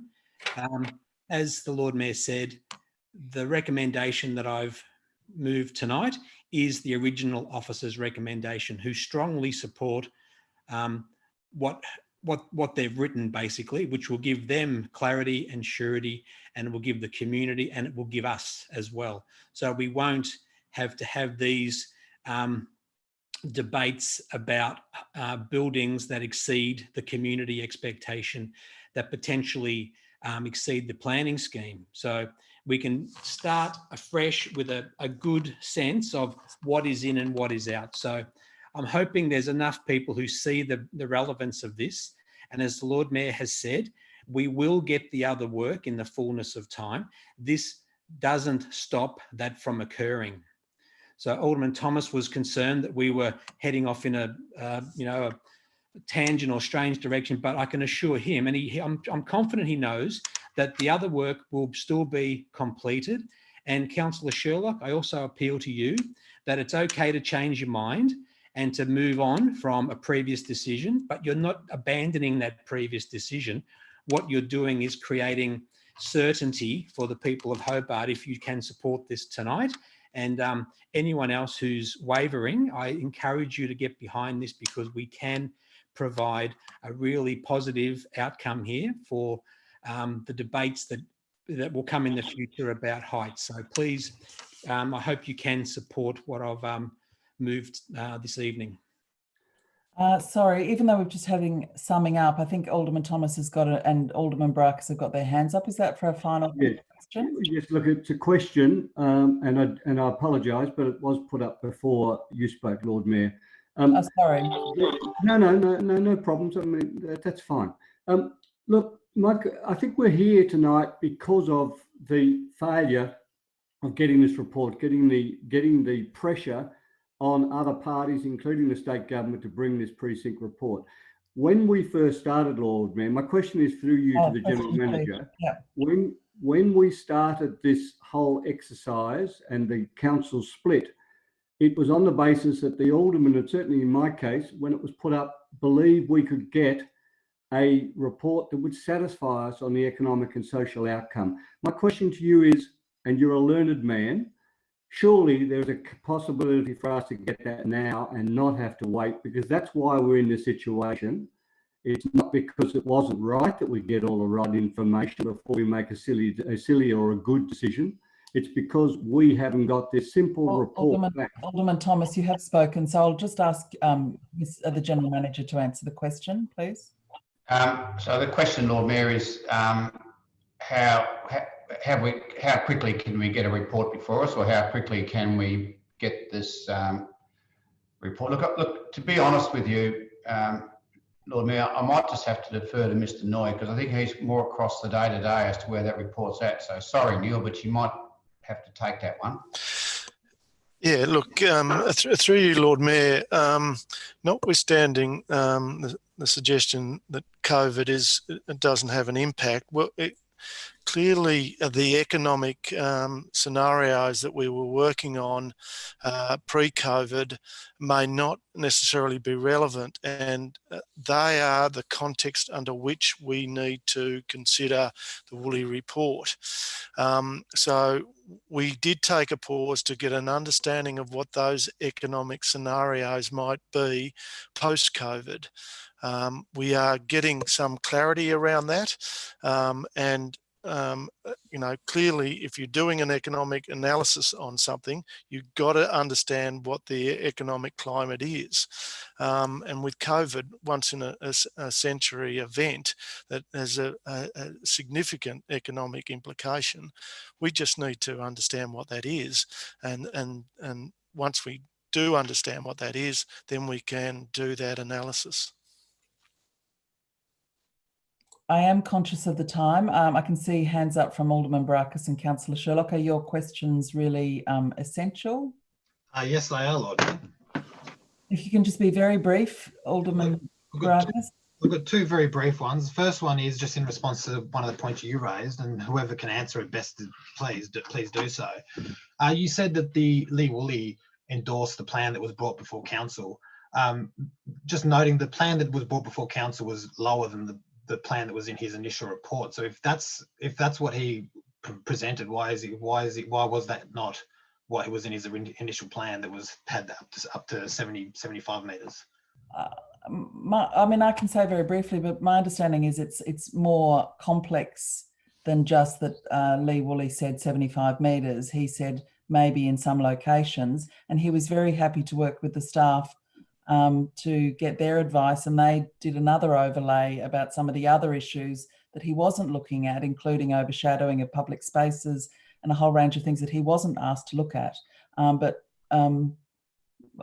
Noy, did you want to add to that at all? Yeah, look, the 75 metres was very much conditional on certain requirements, and once we did that analysis of those conditions, 75 metres wasn't a practical outcome, and so taking all those conditions into account, 60 metres was a much more practical outcome for developers in the area that we felt was justified. And secondly, the question was, because there was a lot of comments about the previous planning item. Just to double check, because we're talking about what the planning scheme can and can't protect the city against. The previous item was in fact refused by the council, and if the answer to that is yes, as I suspect it is, I'm assuming there are legitimate planning reasons as to why it was refused. That's for the director. Well, I mean, there's a bit of an imputation with that question, Alderman Barakis. What's the imputation? I'm just asking if it was refused and whether there was valid planning reasons for refusing it. That's a pretty simple question. Yeah, clearly there was, and this was. What's the deficiency in the planning scheme then? So point of order, Lord Mayor. Debating time is over. So this is not a question, this is debate. So can we ask a simple question that hasn't been answered yet? Look, Mr. Noy, can you very briefly answer that? But I think it's questions to create some debate, and that's not what questions are meant for, Alderman Barakis. Yes. Yeah. Through you, Lord Mayor. Clearly, it was the view of the council that there were majority view of the council that there was valid planning reasons. That's not a view shared by the officers. Thank you for that. Councillor Sherlock, you've got a question. Yeah, I think it's actually been answered or clarified. It was just the motion that was up that Councillor Harvey had actually put up. That was for the 60 metres. I didn't fully have enough time to read, and so it was the 60 metres, and then for what Woolley's report said for all the other zones. So the 60 metres is only for one particular zone, and then in line with Woolley's report in the other zones. Is that correct? And that was the first question. And the second question being that Lord Mayor, you mentioned that that Lee Woolley was okay with that interpretation of the officers. I just wanted to confirm, is that correct? Mr. Knight. Yeah, look, the specific provisions were in response to the Woolley report. They were nuanced, but I can indicate that Mr. Woolley was fully supportive of the officer's recommendations, the statutory recommendations in response to his report. Right. That's contrary to my discussion with Mr. Woolley. Okay, all right. We really do have to wrap this up now. And Mr. Woolley, I think, did put something in writing to us. So I'm going to put this now, this motion that was moved by Councillor Harvey, seconded by, I think it was Alderman Briscoe. Deputy Lord Mayor, how do you vote? For, Lord Mayor. Alderman Zuko. Against, Lord Mayor. Alderman Briscoe. For, Lord Mayor. Alderman Sexton. Against, Lord Mayor. Alderman Thomas. Against, Lord Mayor. Councillor Harvey. For. Alderman Barakis. Against, Lord Mayor. Councillor Dutta. For. Councillor Ewan. Against. Councillor Sherlock. For. Councillor Coates. Against, Lord Mayor. And I'll vote for. So, Lord Mayor, the result of that vote is 6 votes for, 6 votes against. So the motion is lost. Okay, now I'm conscious of the time, but I'm going to suggest that we press on with at least the next two items, if we can do those quickly, and then I might adjourn very briefly for a quick comfort stop. So if Deputy Lord Mayor, if you'd like to introduce item number 10.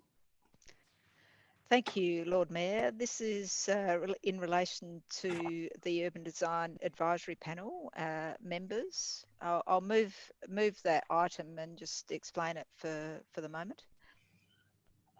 Okay, that's moved, and I think it's been seconded by Councillor Sherlock. Lord Mayor, as you're aware, we have the Urban Design Advisory Panel. They've come up in discussion quite a lot this evening.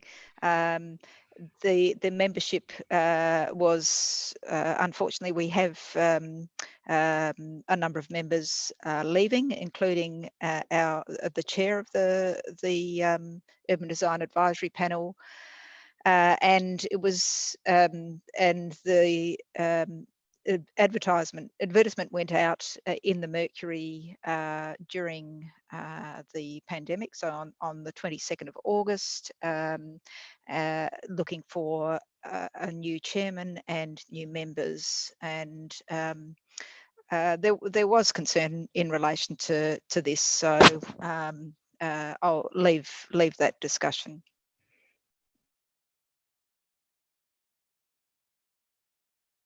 Led by Alderman Zuko, I think. Is that correct? Your hands up. Sorry. Oh, no, hand's not up. That's been seconded by Alderman Briscoe. So the next person on the list is, I'm not sure, Alderman Briscoe, did you want to speak, or was it? I've got Alderman Sexton as well. Yeah, thank you, Lord Mayor. Just briefly, yes, the committee, because this was enclosed, because we had to talk about people's CV, we really can't go into the merits or otherwise, but I think the committee membership that's been suggested enclosed and is now on open is a good outcome, a mixture of experience, knowledge, and if we, I know there might be a move to defer it to open it up again, but personally, we've gone through a process. People have generally put the applications in good faith. If we defer to open it up again, I think it's probably not the way to go. We always have an opportunity every year or so to change the membership. So if we're unhappy with the membership, we can change it then. But I support the recommendation that came from the closed city planning meeting. Okay, Alderman Sexton. Yes, Lord Mayor, I unfortunately don't agree with Alderman Briscoe. One of the issues that we were notified about through a memorandum was that there was at the time no nomination for a member who was a current urban design academic, and that's, as I understand, in our terms of reference, which means we would either have to amend our terms of reference or re-advertise for that. In my opinion, if we were to adjust the terms of reference, we would have to re-advertise anyway, because people who are applying would be aware of the terms of reference, and that may have influenced their decision to apply for a position. So my move is that the matter be deferred for re-advertising with a view to ensuring a wider range of applicants with relevant skills may apply. Okay, that's a procedural motion. I'd need a seconder for that. Is that Councillor Dutter, I think? Thank you. Yeah. Okay, so that's a procedural motion, so we won't have debate on that. I'll just put that now. If everyone could just pop their hands down so we've got a clean slate, please. Okay, so deferral motion, I'll see how you vote. I'll go around the room. So that's Deputy Lord Mayor. For. Alderman Zuko. For. Alderman Briscoe. For. Alderman Sexton. For. Alderman Thomas. For. Councillor Harvey. For. Alderman Barakis. For. Councillor Dutta. For. Councillor Ewan. For. Councillor Sherlock. For. Councillor Coates. For, Lord Mayor. And I'll vote for as well. That's unanimous, Lord Mayor.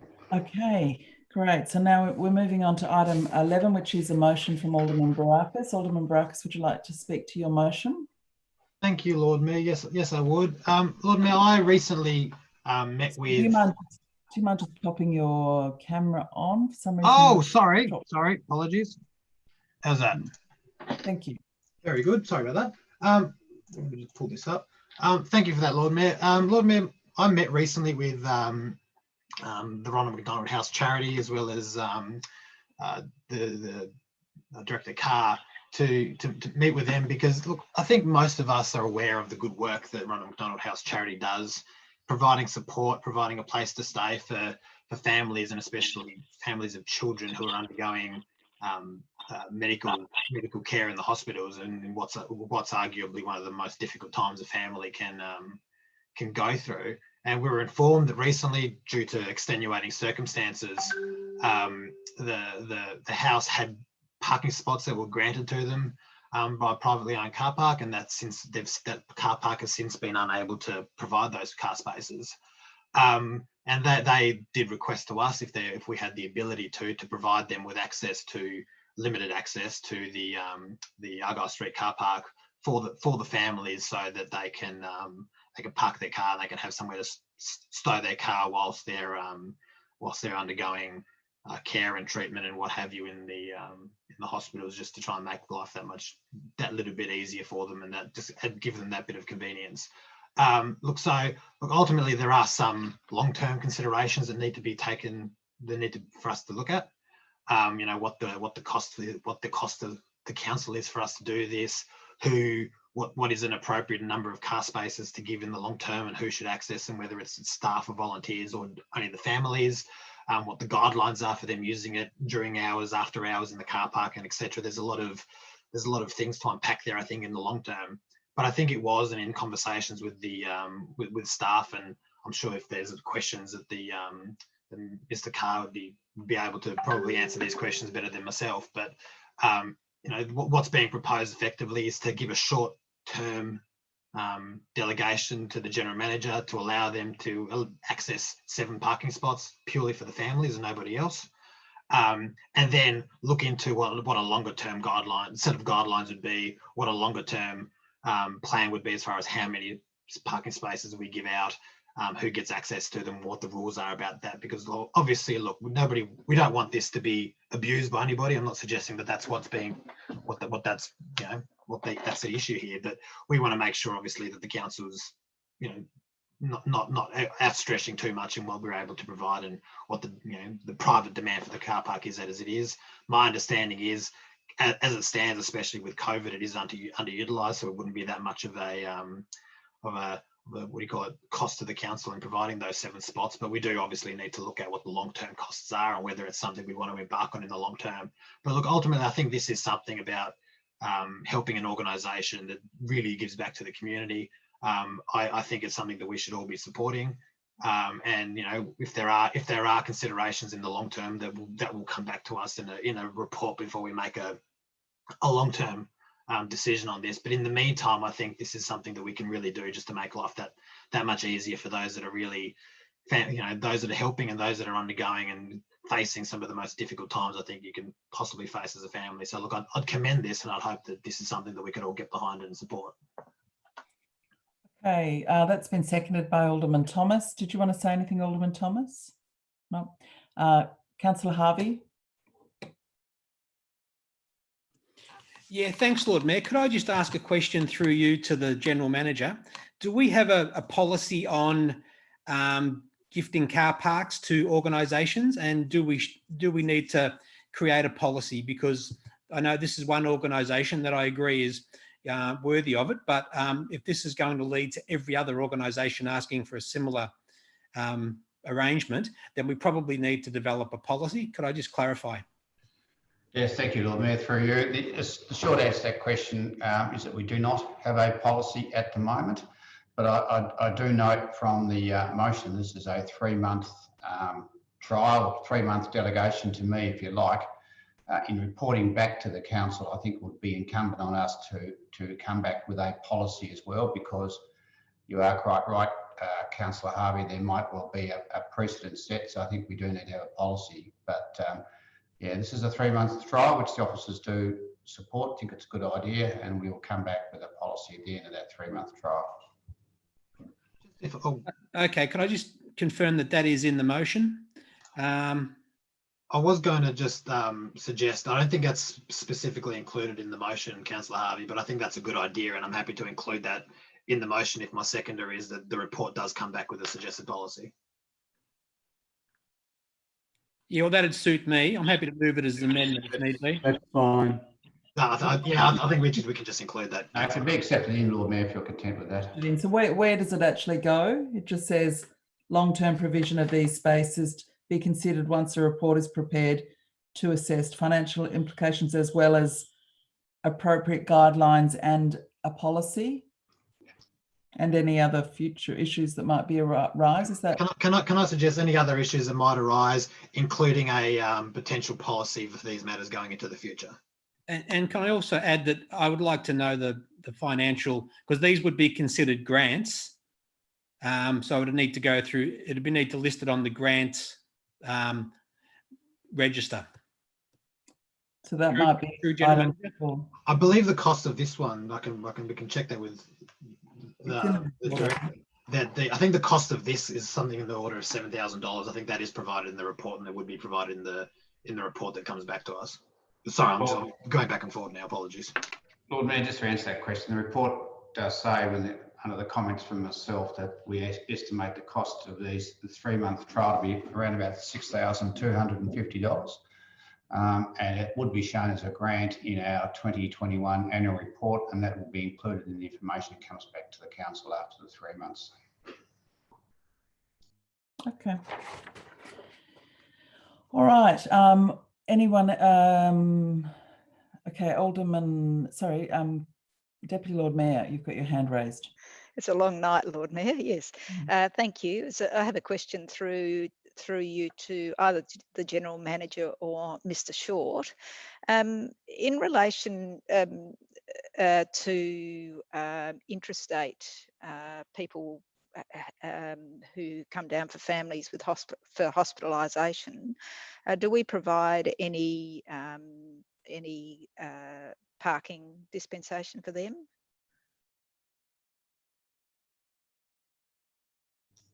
Peter, Mr. Carr might be able to answer this question in a bit more detail, Lord Mayor, but in general terms, the short answer to that question is no. However, We do have in place an arrangement with the hospital, whereas if we are notified or get a letter or something from the hospital to say that people who attended were in difficult circumstances, then we are able to waive or relax the fees. So that's more the process that we use, more than making spaces available per se. Okay, Alderman Sexton. Sorry, I haven't. That was only a question, Lord Mayor.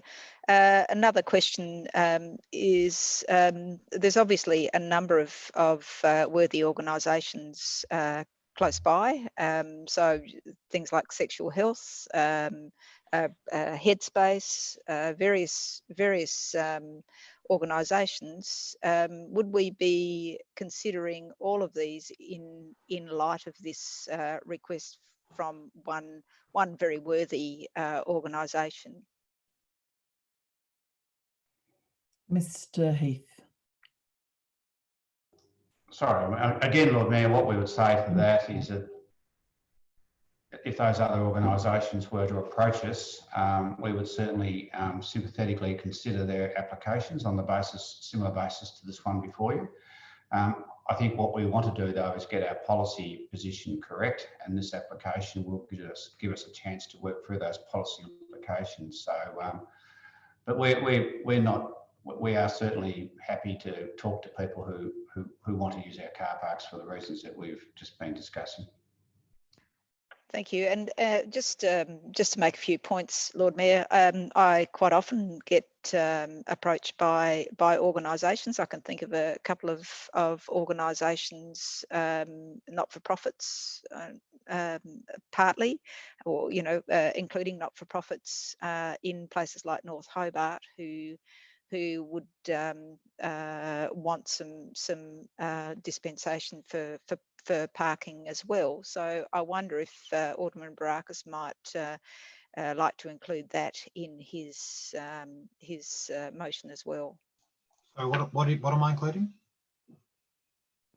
That we look not only at the city, but at other places where parking it costs people.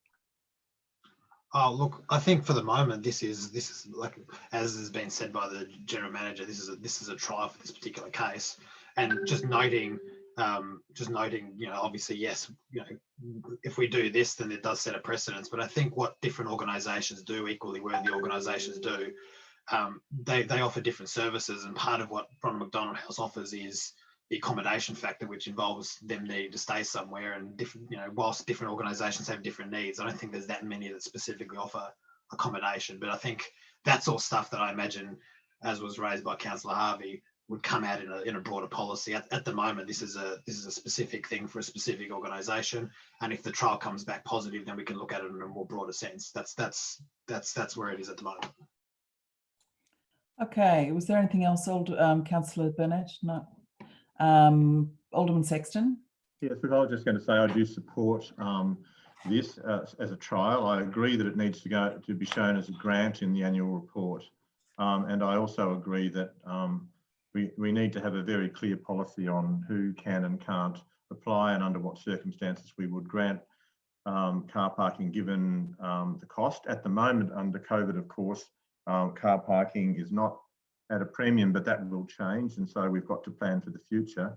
I guess I am disappointed that Sultan Holdings has changed their agreement, especially given that Sultan Holdings gets over $380,000 a year in rates remissions from the City of Hobart, and it looks as though their decision is now going to cost us more money, albeit for a good reason. So that is disappointing, and would be a great thing if Sultan Holdings could review their decision, because that would help us greatly, especially, as I said, given the amount of support that they receive from the ratepayers of Hobart. But apart from that, I do support Alderman Barakis's motion, and I do agree that Ronald McDonald House Charity provides a wonderful service, and that we should support it, given that what's happened with Sultan Holdings, but hope that maybe they'll reverse that decision. Okay, I'm going to, Alderman Brackus, are you happy to, in the interest of time, not do sum up? Look, I think that should be fine on this one, Lord Mayor. Yep. Okay, thank you for that.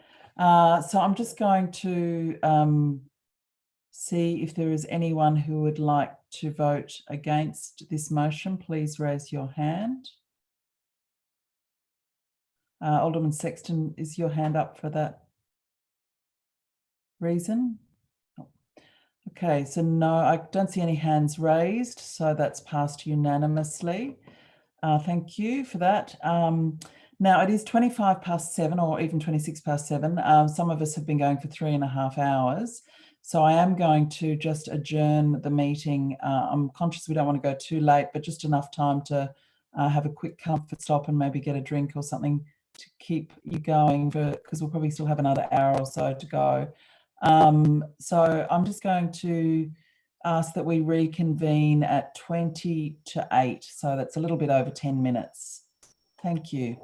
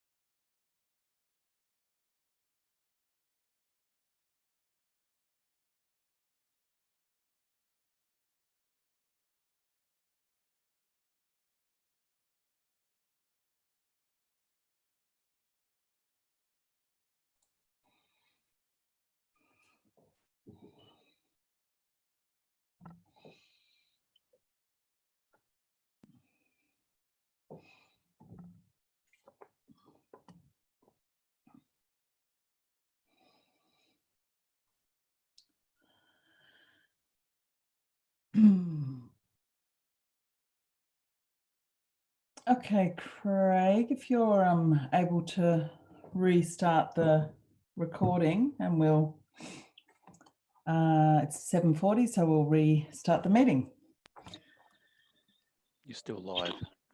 Oh, thank you. Great. All right, so we're moving on now to item 12, which is the City Infrastructure Committee. I'll invite Councillor Harvey to introduce this.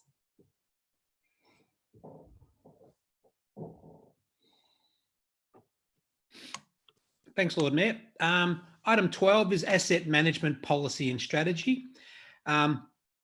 This is a recommendation that we update the Council's asset management policy and related asset management strategy.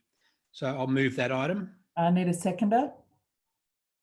Someone to put their hand up for a second. Councillor Ewan.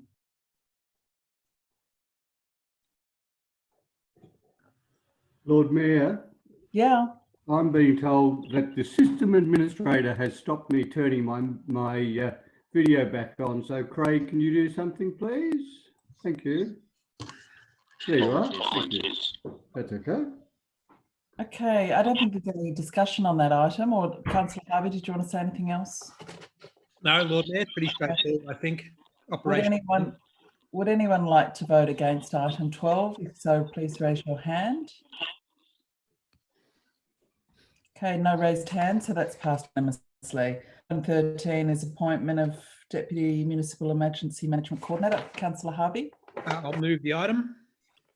Seconded by Alderman Barakis. Would you like to say anything, Councillor Harvey? Look, we've got a new nomination, Mr. Russell Dowd as the Deputy Municipal Emergency Management Coordinator for the City of Hobart. Our previous coordinator has gone, so this is to appoint a new coordinator. Okay. If there's no discussion, no raised hands, would anyone like to vote against this item? Okay, no raised hands, that's passed unanimously. Item 14, Councillor Harvey. This is the Hobart Rivulet. Yep, sorry. Seconded by Councillor Dutta. Okay, so this came to us a while back from one of our retired aldermen looking at a proposal to put a walkway or a bike path underneath the Hobart Rivulet. So it looks like it's not a feasible proposition at this point, but we will handball it to the university to see if there's any interest in it becoming a project from a student. So there you go. So I'll move the recommendation. Okay, is there anyone like to say anything about this item? Councillor Coates? Look, only because I'm in the unique position of having been voted in on the voters who preferred the alderman who was championing this issue. But so I guess I'd like to say that look, I think it'd be a brilliant thing if it ever got ahead, and I hope the University of Tasmania can come up with a effective way of doing so. Thank you, Councillor Coates. Would anyone like to vote against the recommendation? No hands raised, that's passed unanimously. Item 15, Councillor Harvey, Elizabeth Street Midtown Retail Precinct Upgrade. Move the item, Lord Mayor. Seconded by Councillor Dutta. Lord Mayor, I think this is quite an exciting project that we're progressing, but basically what we're seeking tonight is to go out for further feedback. So the council note the feedback provided by stakeholders, but also we now go out to the broader community for engagement. So that's basically what this is. It's looking at taking it out to the community for additional community engagement, and a report will be prepared on loss of potential parking within Elizabeth Street Precinct as well, and that'll go to the Finance and Governance Committee at the appropriate time. So this is just the next step to complete the engagement process. So already there's been a very thorough engagement process with all the various stakeholders around the area and on the strip. So it's just continuing that process, Lord Mayor. Thank you. Any discussion? No discussion. Okay, anyone like to vote against this recommendation? Nope, no against. That's passed unanimously. Thanks, Okay, Lord Mayor. Good to have full support for all of those. Thank you very much.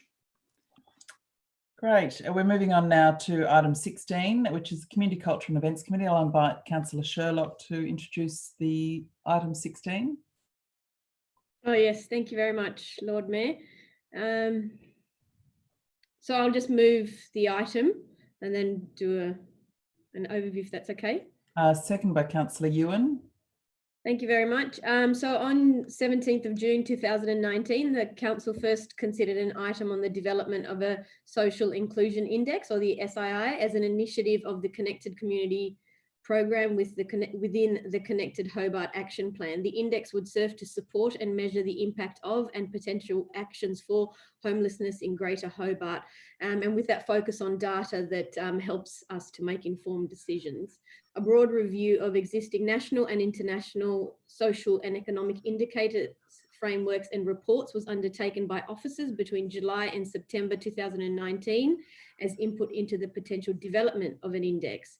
A report was provided to the Community Culture and Events Committee meeting in December 2019, incorporating a number of recommendations leading to the creation of a framework of indices. The recommendations of the report were adopted by the Council at its meeting held on 16th December 2019, where Council also sought further clarification, requesting information about the cost of establishing a reliable index. In order to produce a meaningful cost estimate, a pilot was undertaken to obtain data and develop an initial set of visual dashboards. This was as a direct result of research activities that identified similar work being delivered at the Central Coast Council in New South Wales, which could be partially leveraged for the City of Hobart. The pilot work included a broad set of social and economic data sources specific to Hobart and Greater Hobart, where comparison data with other councils and regional cities has been normalised per 100,000 of population. A set of 27 dashboards were developed from 13 primary state and federal data sources. The collective dashboards are an example of valuable socioeconomic data service for potential use in both internal policy and strategy development, as well as an important information service for the community. Limited further activities are now required to offer these dashboards as a permanent service to the community. Officers are recommending the publication of this service at a cost of approximately $11,000 per year to maintain. It would ultimately assist Council to track performance and better understand the wide range of underlying inputs driving social inclusion across Greater Hobart, and in a way that engages the community directly in assisting Council to solve our collective social challenges. And might I add that there's one thing to have an idea, but it is another thing to be able to implement these ideas. And I absolutely am in awe, and I would commend our council officers, Mr. Carr and Albert and the team. They have done an outstanding job of making the idea come into fruition in a practical sense. And I would like to put this item and move the recommendations. Thank you, Lord Mayor. Thank you. Alderman Thomas. Yes, look, I endorse those comments by Councillor Sherlock. This was a very ambitious project, and it still depends upon the veracity and the contemporary data being justified data and coming from the right sources. But subject to that, this is probably, and we haven't been told this, but I suspect this is one of the best data sets in the country on social inclusion. We gave it a very favourable ticket committee, and honestly, you couldn't get past this in terms of the breadth of the social indices involved. It goes far more than homelessness, and I think it's got some good potential and should be promoted heavily within the state to be used in a number of reference tools, including by the state government. But if we just sit back there and don't keep it up or don't promote it, then I think we've lost a very, very valuable tool indeed. Thank you. Alderman Brackus. Thank you, Lord Mayor. I think I agree. I supported this when it came to council initially. I think this is a great initiative for the public and people that want to use this information, be informed by this information, but also for us. I think when we are making decisions, whether it's infrastructure, whether it's housing, whether it's other broader policy decisions that we're making, as well as parliamentarians making decisions that are going to affect the city. These are stuff that we can always go to and check. These are sort of live updated statistics. I think it's fantastic for us to be able to access that as a resource and help let us be informed by this information. Just a question, it may have been addressed in Councillor Sherlock's introduction to the motion, but the part 3, the not endorsing the curation of identified and future data sources, is that just because of the work that would be involved in that? I'm just I can ask that question just so I got a clarification on that.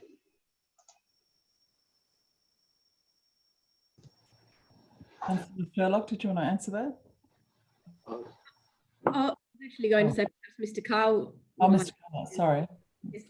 Through you, Lord Mayor, I'll take that question. The reason that the index itself not be endorsed at this point in time was identified in the report that to take the data sets from where they are now, being around 30 separate data sets into a single index, so a single worm on a page over time. The officers felt that the cost of that at this point was probably a little too far given the economic circumstances when compared to the cost of simply maintaining the data sets as individual representations at this point.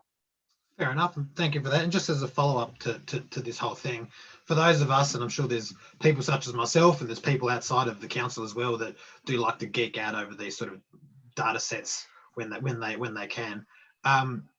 Is it possible to download the actual data set, or is this just something that people would only have access to the dashboard itself? Through you, Lord Mayor, that at the time that the graphs are available on the council website, the graphs themselves will be able to be downloaded, and there will be direct references to the source data. So if the source data is through the Australian Bureau of Statistics, there will be direct reference to that data source, and you could go directly to the ABS. No problem. Thank you for that. And I've got much more to say other than I heartily endorse this. Councillor Harvey. Yeah, I'm very pleased about this, and I see the future potential for all sorts of data, all sorts of inputs to be used in a similar format. I think the dashboard's really valuable, and I've been looking at dashboards across all sorts of different organisations and different countries that use dashboards for various sustainability factors as well. So there's some really terrific dashboards around the world. I have been looking at this for a number of months now. So I'm really pleased that we're now looking at dashboards, or we'll be implementing some dashboards, because I see the future potential as really exciting for many of the other things that we do in council. You know, we could potentially have our waste statistics and the traffic movements through the city, you know, all put onto a dashboard at some point in time, and especially if it's an automatic process where the data is generated in wherever and it's dragged across and put into dashboards without too much human activity. That would be fantastic. It just means you get a live or almost a real-time appreciation of what goes on. When you get data once a year, it makes it really hard to engage with it. So having things available that are changing regularly and you can follow the thread, follow the trends, I think is really important. So well done to Councillor Sherlock and Councillor Dutta for bringing this forward. And this is where we've ended up because of your initiative. So thank you very much. Okay, thank you. I've still got a couple of hands up, Alderman Thomas and Alderman Baraka. Are they intentional or? No, they're not. Okay, so if there's no further discussion, I will see if anyone would like to vote against that recommendation. No hands up against, so that's passed unanimously. Item 17, Social Inclusion Policy Update. Councillor Sherlock. Yes, thank you very much, Lord Mayor. So the initial engagement has been, sorry, I just moved the item. Seconded by Councillor Ewan. Yes, thank you very much, Lord Mayor. So the initial engagement has determined that instead of replacing the existing social inclusion strategy with a similar document, it is more appropriate to develop a policy. The newly drafted social inclusion policy will broaden and supersede the existing cultural diversity inclusion policy to align with current federal and state legislation and to include all members of our community. The social inclusion policy commits the council to the following policy statement.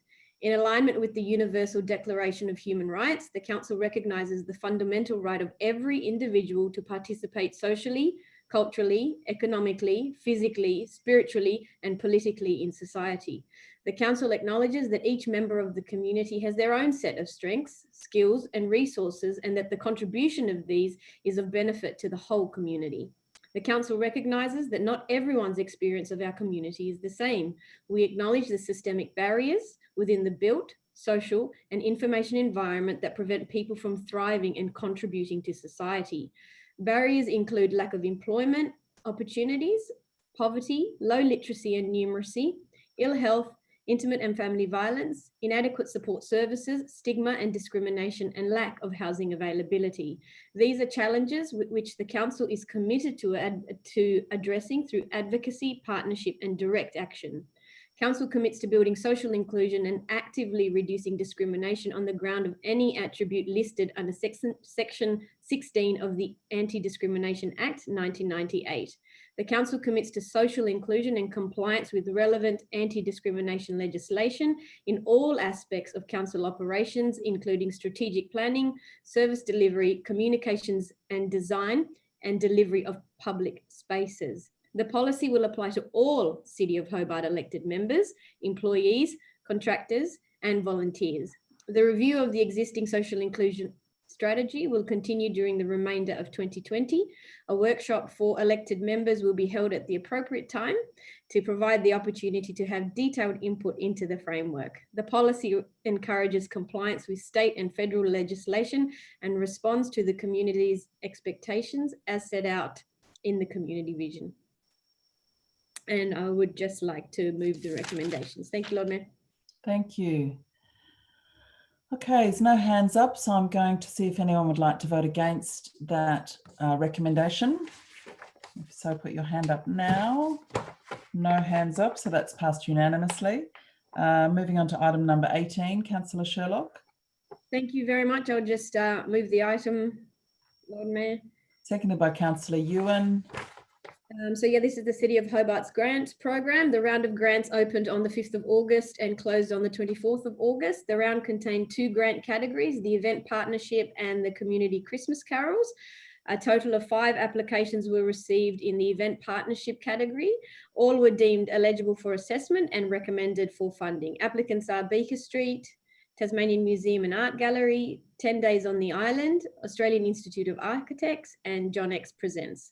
The assessment of the community Christmas carols has been delayed to allow further consideration in light of COVID-19, and elected members will be advised of the outcome accordingly. And I'll move the recommendation. Thank you, Lord Mayor. Okay, any discussion? No discussion? Would anyone like to vote against the recommendation? No hands up, so that's passed unanimously. Moving on to item 19, which is a special report from the General Manager. I will hand over to the General Manager. So this has been moved by Deputy Lord Mayor. And would anyone like to second it? Councillor Ewan. And now I'll pass on to the General Manager to introduce his report. Thank you. Thank you very much, Lord Mayor. This item is back before you tonight because the Council back in July resolved to review the arrangements for online meetings after 3 months. So the time is now for that. Basically speaking, Lord Mayor, nothing has really changed since the Council made its resolution to have online meetings back in July. The order still remains in place. The social distancing and density requirements remain in place. We as officers have been very happy with the way that the Zoom technology has worked. It's been efficient and it's worked, and it's going okay for us. So we hope it is for the elected members and the public that are watching as well, Lord Mayor. The report also alludes to the fact, Lord Mayor, that if the council was desirous of going back to physical meetings, it's would not be able to be accommodated in the chamber for council meetings. It would have to be in the ballroom, and for committee meetings it would have to be in the courtroom. But certainly our advice to the council is that we continue on Zoom for another 3 months at this stage, Lord Mayor. The other thing, just to draw the attention of the council too, Lord Mayor, you would be aware that the published date for our AGM is later in November. The Auditor General has been struggling to get the financial statements done. We are aware that there may well be an order coming out of government allowing us to delay our annual general meeting for up to 3 months. There's no decision required, Lord Mayor.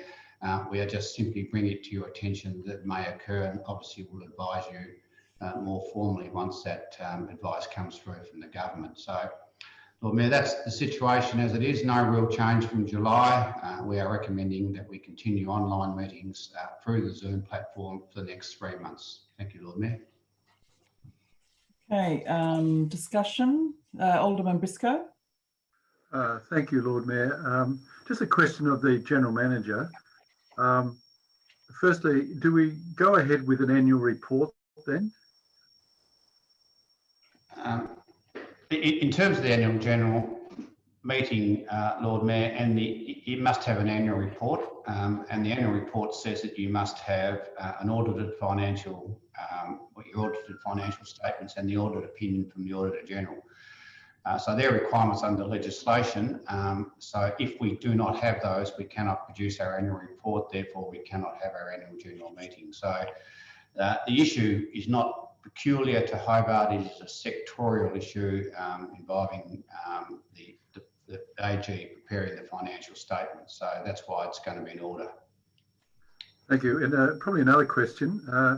Are you aware of whether Clarence, Kingborough and Glenorchy have returned to physical meetings? I haven't necessarily spoken to Kingborough or Glenorchy, Lord Mayor, but I am aware that Clarence have gone to a hybrid version where it's a combination of online and physical meetings. I haven't spoken to anyone about how that is going. I just know that they've got a hybrid model in place. Yes, thank you. Thank you, General Manager. Lord Mayor, I think from my personal point of view, Zoom is fantastic for committees, especially when they're short committees. And you're probably saving on transport costs going to and from committees. And so I think the positives of Zoom meetings for committee meetings do overwhelm the negatives, except probably for planning. But as to the full council meeting, we are losing something. Now, trying to put my finger on what are we losing, I probably got to do with our own socialising in terms of it is very impersonal, just looking at 11 other heads here, depending on whether you've got a good background, whether you look at them or not. But certainly in a more formal council meeting, I think our debates have been better in physical council meetings. So I know 3 months ago I moved the motion for us to go back to physical meetings. I don't know whether that would get to support tonight, but I don't, if we get too used to Zoom meetings, then we have lost something from our physical meetings. So all I can say is, let's hope if the council has the view that go on for another 3 months via Zoom, that this is our last 3 months. The rest of the community has, you know, I work in a school. I have 25 kids in front of me. I socialise in a staff room, and at the moment it appears that we have no community COVID cases in Tasmania. We're lucky. It may change, but however, I still think on balance, we miss something by not having at least a physical council meeting. So I'm hoping we go back to a physical council meeting. I'm not prepared to lose it tonight, but someone else might move the motion. But let's hope this, if we do continue like this, it's the last 3 months of this, please.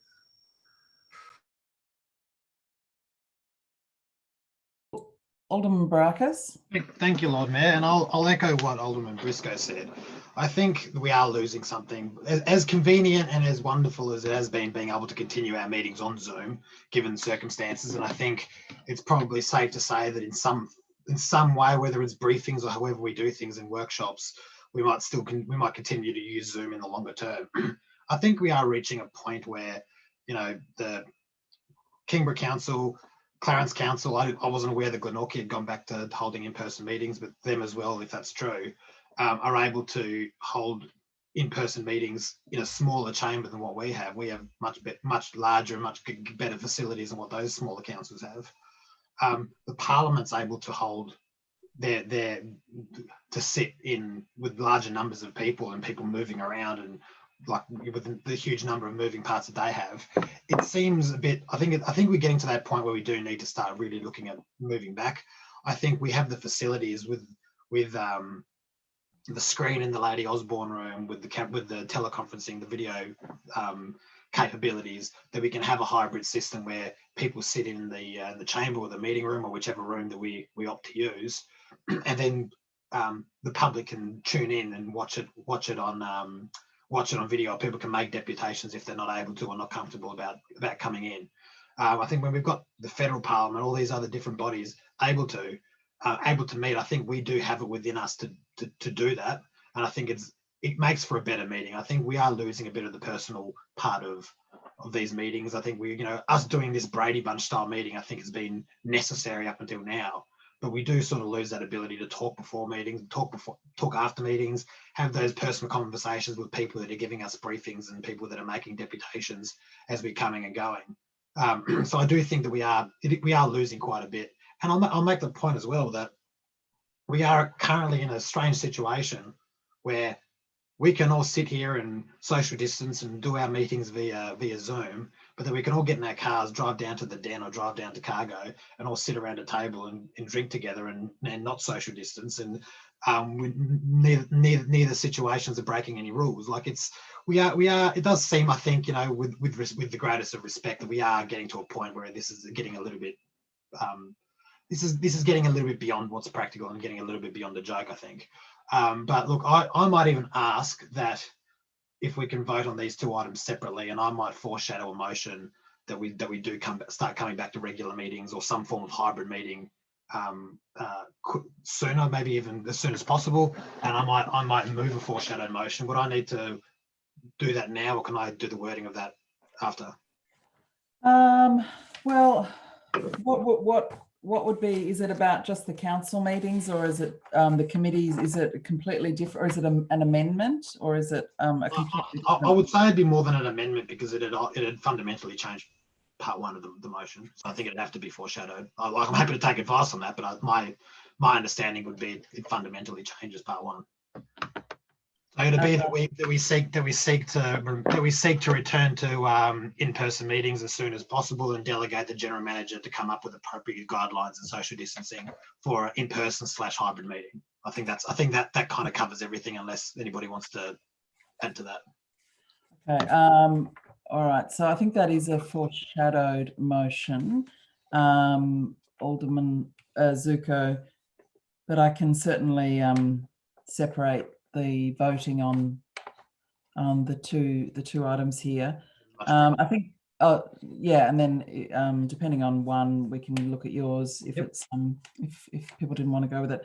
I think the message was that people were quite keen on the committee meetings staying online though. Well, I'm happy to take advice on that, and that be a topic of discussion. But I think we do need to start looking at doing something. That's all I'll put for the moment. Okay. All right. Next is Councillor Coates. Look, thank you, Lord Mayor. I guess to add to the discussion in terms of recommendations before us, number 2, wholly in favour of it. I guess we note it. In terms of number 1, look, I'm not very strong on this. It hasn't really phased me being via Zoom, but push comes to shove, I'm in favour of moving back to the physical meetings. I do just think they're better.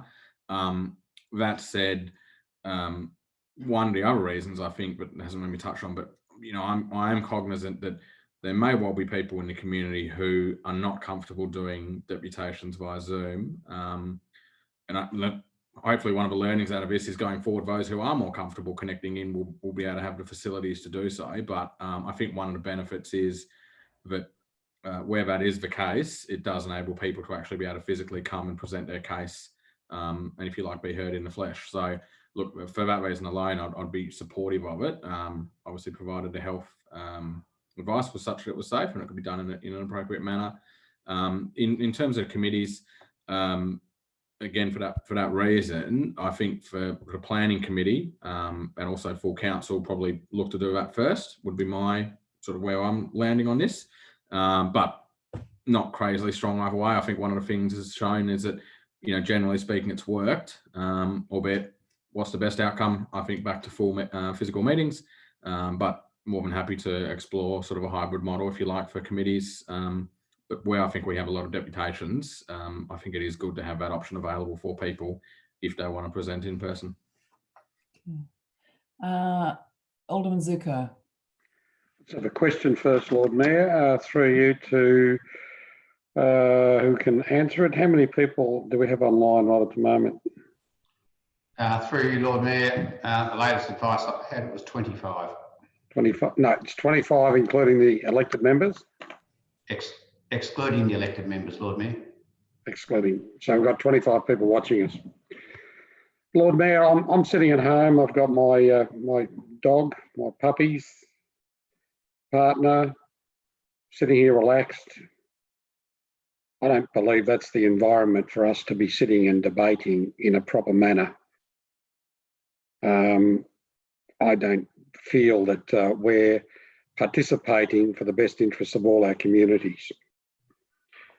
This is a debate, to my point of view, has now become more so of convenience to a number of us, and I'm not being detrimental to other people, but if other councils can do it, three in particular now in Parliament can do it, I am absolutely baffled as to why the Hobart City Council cannot do it. I personally, I think we've some of us may have become used to the fact this is an easy way of doing it from home, sitting in our comfy environment, not having to get out and drive to the council chamber or do those things. Personally, sorry, Lord Mayor, if I upset anybody, I apologise before I'm going to say it. I think it's an absolute cop-out. We can have a hybrid model. That is not difficult. So if we want those 25 or 30 or 50 or 100 people to watch what happens in our chamber, we can do so. We have the technology to do so, Lord Mayor. It's there. And I honestly believe that, you know, we extended it 3 months, but in the interim, there's been other councils around us doing the right thing by the communities and going back to the chamber and actually sending it out to the public. And I think that's what we need to be doing. You know, I have no doubt that it's convenient for a number of us, but you know, personally, I actually don't necessarily believe that we are properly contributing to our community. And I got to say to you, Lord Mayor, I think even I believe our meetings would be possibly shorter, because I think all of us might feel that we're on a starring show because the public out there are watching us, and we want to sit there and talk all night or make comments and everything like that. I haven't changed my attitude to the way I debate. I debate the way I do, and I will continue to do so. I will not support an extension of 3 months. And I think we as the capital city of Hobart should, you know, we talk about showing leadership. There's 3 other councils around us that showed more leadership than us in the last 3 months. And I think, you know, we always pride ourselves in being the leader of our community. We are the capital city, and Parliament's doing it, 3 other councils. And I think it's time that we stopped this cop-out and got back to the chamber. Thank you. Councillor Harvey. Lord Mayor, I think the language is probably unnecessary that's being used. It's not a cop-out to meet online. We all agreed to do it. And to go back to meetings, I don't mind. I live up the road from the town hall. Point of clarification, Lord Mayor. Not inconvenient for me. Sorry, Councillor Harvey, point of clarification. Alderman Harvey said we all agreed to do it. I did not. I voted against it. So Okay. that's incorrect. That's all right. I'm corrected. 11 of us agreed to continue meeting online, and I'm happy to be invited. Clarification, I voted against it as well. Some of us voted to continue meeting online, and I don't have a problem either way. I've found meeting online to be efficient and just as effective for many of the other workshops and things that we've had. So I'm comfortable meeting online, but I'm also just as comfortable to start going back down to the chamber to meet. But I do think from a operational perspective across industry and businesses, and the Zoom meetings have been a great innovation and will continue to be so for the foreseeable future for a lot of interactions between people. And I think we should continue to use it for various purposes rather than always having to turn up somewhere, which is inconvenient at times. The hybrid model could be a bit challenging. But look, I don't mind whether we go back. I'm happy to continue for another month, 2 months, 3 months, meeting online until we're completely comfortable that the town hall can be reorganised. Other councils meeting, I don't know. I haven't observed their meetings to see how it's functioning. Maybe I'll check in and see how they're getting along meeting in the chambers to see what the arrangements are. But either way, I don't care. But I do care about how the language is used here about us copping out or whatever it is to want to continue to meet online. I think that's unnecessary. So let's just keep the decision making at a high level rather than accusing people of being lazy and wanting to, or whatever it is, to meet online instead of face to face. Councillor Dutta. Thank you, Lord Mayor. Now, when this particular item was presented to us about 3 months ago, for me, as usual, some of us voted for and some of us voted against it, which is a normal practice, and it's a healthy thing. And we respect each other's decision and position that they take.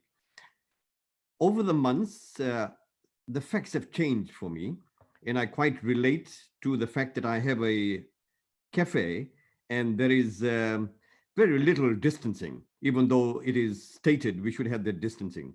And other situations have been mentioned as well, school and other places. For me, facts have changed, the situation have changed from 3 months.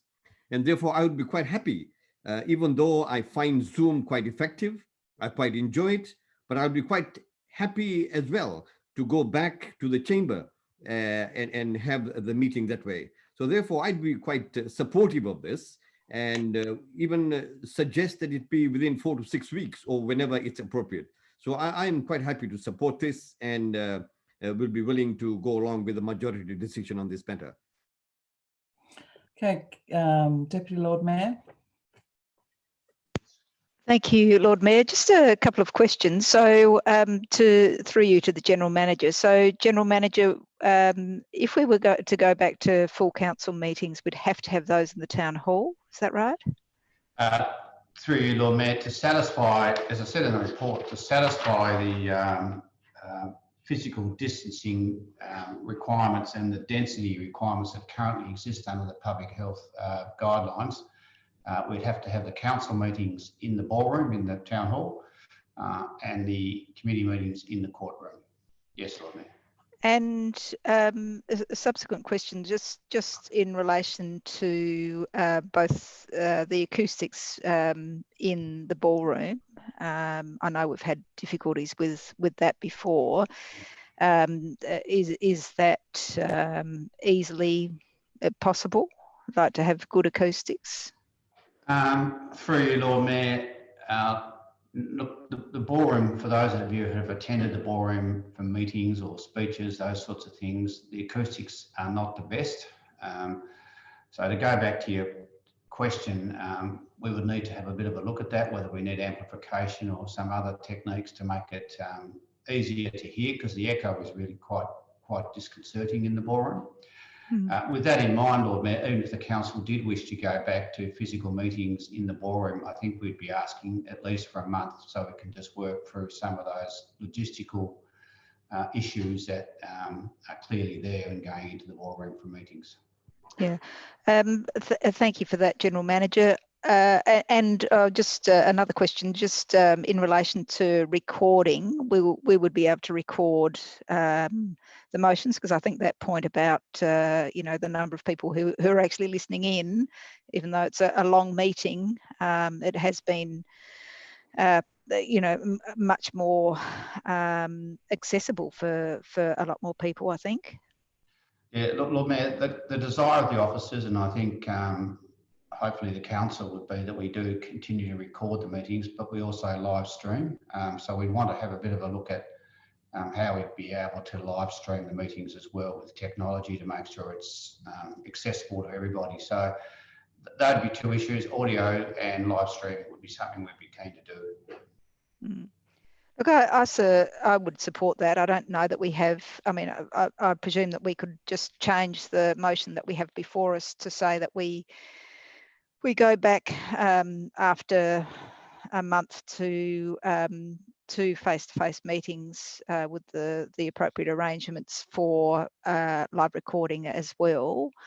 I think Councillor Coates' point is important, that not everybody does have that, is tech savvy or tech savvy enough to use Zoom. So we do, I know that there were people who did want to do deputations but were kind of steered away this evening because they just didn't have the wherewithal to do that. And whilst we can accommodate that to a degree, it's sometimes having face-to-face meetings might be more appropriate. And I would suggest that if we're going to have face-to-face meetings, it's not some of us turn up and others are on Zoom. It has to be that it's all in if we're going to go back to that. So I'm happy to move to change that motion, reflecting the discussion that we've had. Well, now I have a question. Yes, Alderman Zuko. Through you to the General Manager. Did we have a meeting in the chamber prior to us moving to Zoom and we were socially distanced? Yes, Lord Mayor, we did, but just a couple of points about that meeting, we were one elected member short, so we were 11 rather than 12, and that was the only reason we could fit 12 elected members in and some officers. I think now with the 1.5 and the density requirements, Lord Mayor, with a full body of elected members, say 12, and staff providing professional advice, I think we can fit 2 members of the public in. So that's why we would be suggesting we go to the ballroom, Lord Mayor, because we need to be able to accommodate members of the public. Through you to the General Manager, could we use the Dame Mabel Millet room with a screen for other members of the public to be there? So if any deputation from a member of the public, they could come in and out as needed? Lord Mayor, my preference would be tonight not to go into the maybes and could be's and hypotheticals. I'd rather say that if the decision is taken tonight to move back to physical meetings, then I think charge me or delegate to me the responsibility for putting on a meeting that complies with the COVID guidelines as they currently exist. My advice at the moment, Lord Mayor, through you to Alderman Zuko, is that the only room that's suitable for council meetings is actually the ballroom, and the only room that's suitable for committee meetings is the courtroom. Now, I'm happy to take that on notice and work with the council to get appropriate meetings in place, but probably not best we try and problem solve it tonight. We stick to the threshold decision and leave it to me. Okay, can I just... Lord Mayor, for a point of clarification, I'm not after problem solving. The matter, the General Manager said very clearly we could only have it in the ballroom. What I have questioned, we're very clear now that that only 2 members of the public would be in the chamber, so it could be held. And that's a point of clarification of of my questioning. Thank you. Okay. Alderman Briscoe. I have spoken, but I'd like to ask a question to Alderman Barakis. Your foreshadowed number 1 part of the motion. Would you make it optional for council committees to use Zoom? So if your optional foreshadowed motion is that we we commence physical meetings for council in a month's time, and optional Zoom for committees. Alderman Briscoe, I think I'm more than happy to take advice on this, and I thought we were going to do this one and then move to mine if it didn't go through. But I'm more than happy to consider that, and we can.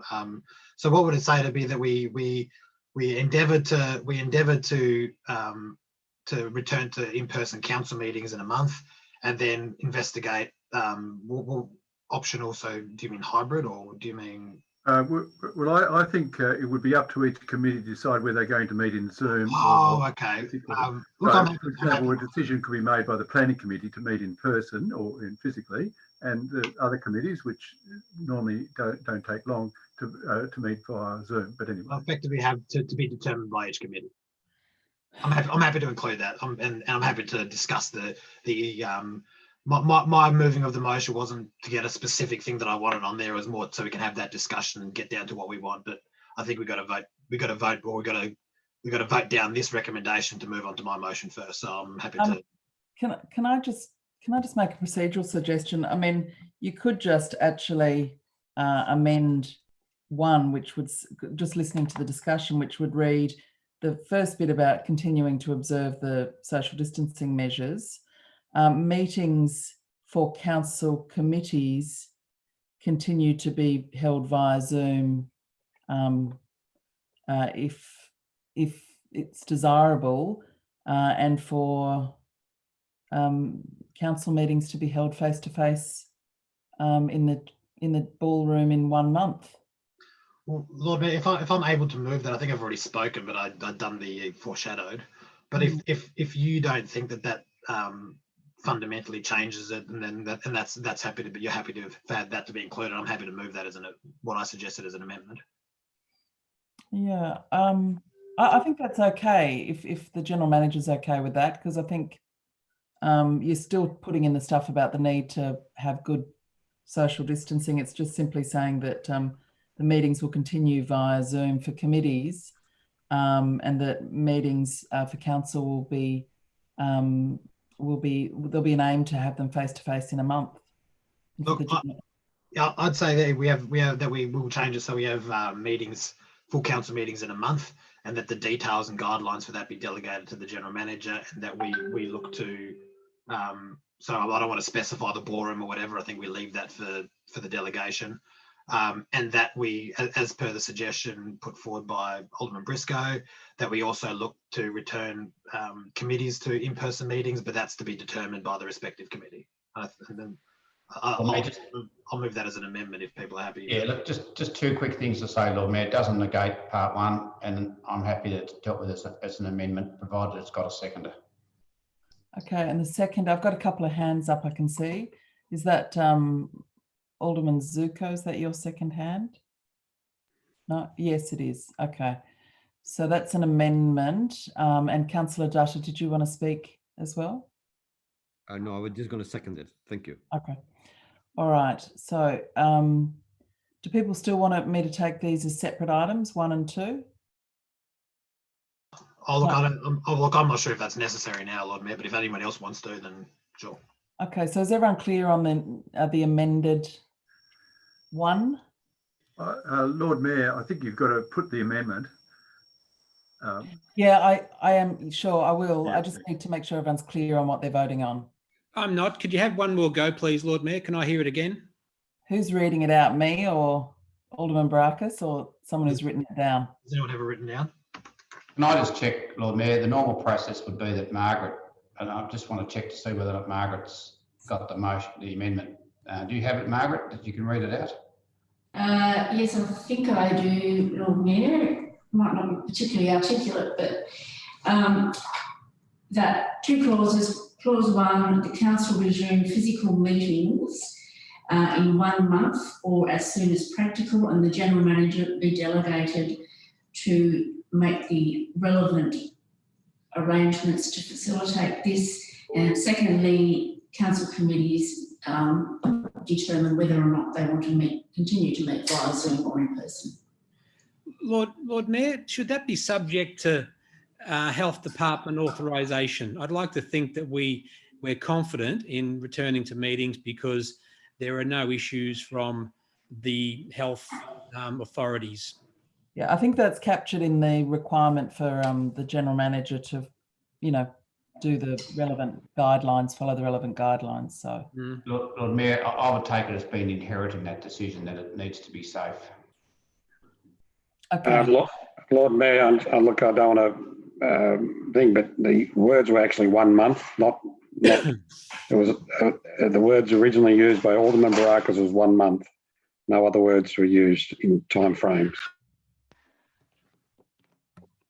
Lord Mayor, can I just make a comment in relation to this? I believe that we should be all in making this decision rather than each individual committee. And also, I'd like to think that the recording was part of that motion. Is that what you mean, Alderman Barakis, or have you taken that on board, Mr. Heath?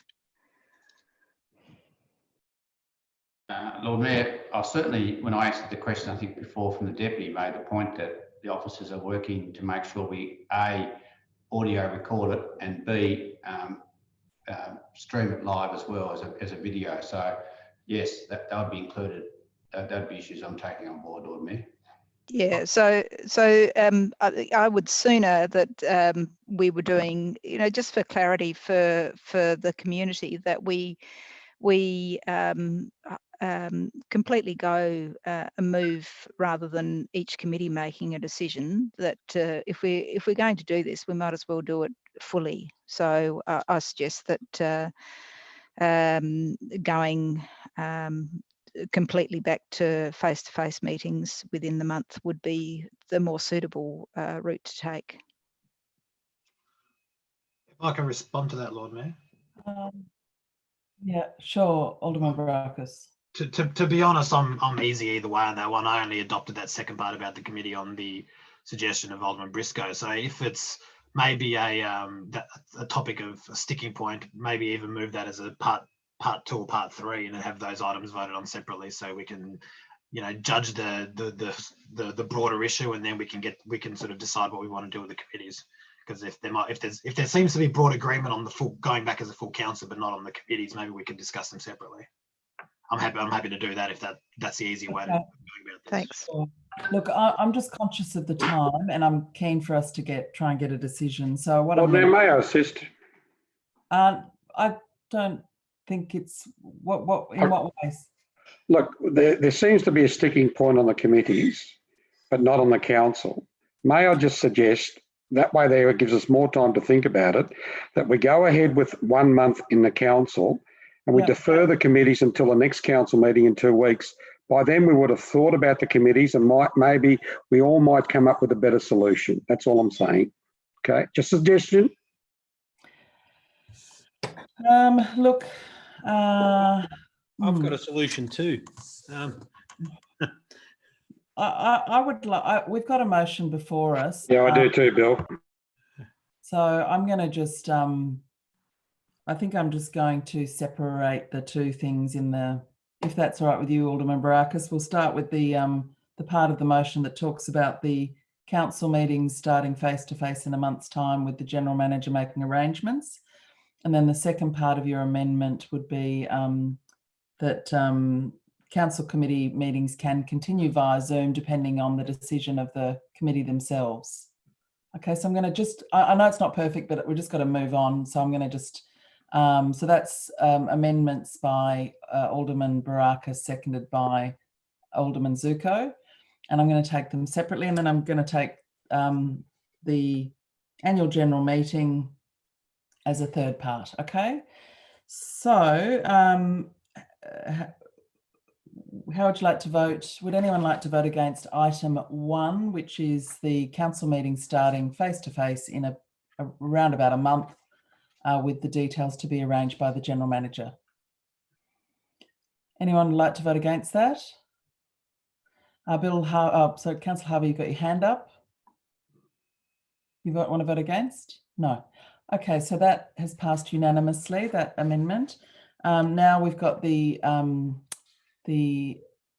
item on the council committees can continue via Zoom depending on the decision of each committee. Can we just do it for all committees, please, Lord Mayor? That's what it would say. It said council committees of the council. It's amendment by Alderman Barakis, so he's got to change it. But I suspect if he loses, there'll be a foreshadowed one for all committees, won't there? Okay, so the second part of this amendment is that that council committees can continue on Zoom depending on the decision of the committee themselves. Would anyone like to vote? Oh, Alderman Zuko? Are you happy with that? Voting against. Are you voting against? Okay. Would anyone like to, apart from Alderman Zuko, who else would like to vote against that? Okay, we've just got the 2 hands. So 3 hands, that's Alderman Sexton, Councillor Burnett and Alderman Zuko. So that one has passed. Passed, Lord Mayor, 9 votes to 3. Sorry, I was trying to, my technology wasn't working. So that's a 4th. Okay. Sorry about that.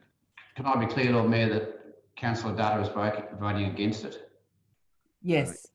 So it's an 8-4 decision, Lord Mayor? Correct. And if you could just all clear your hands for me, please.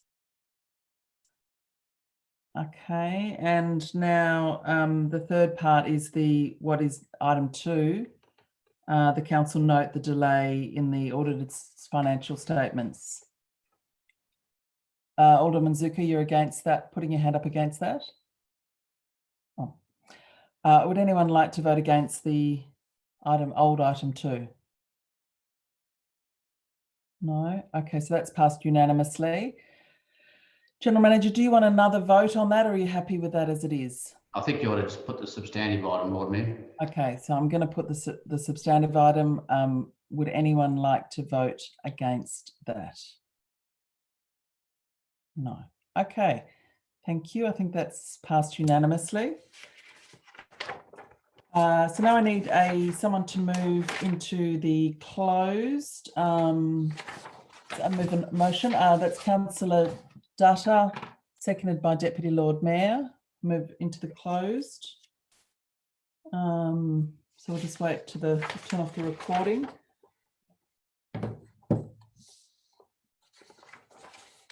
Is that okay?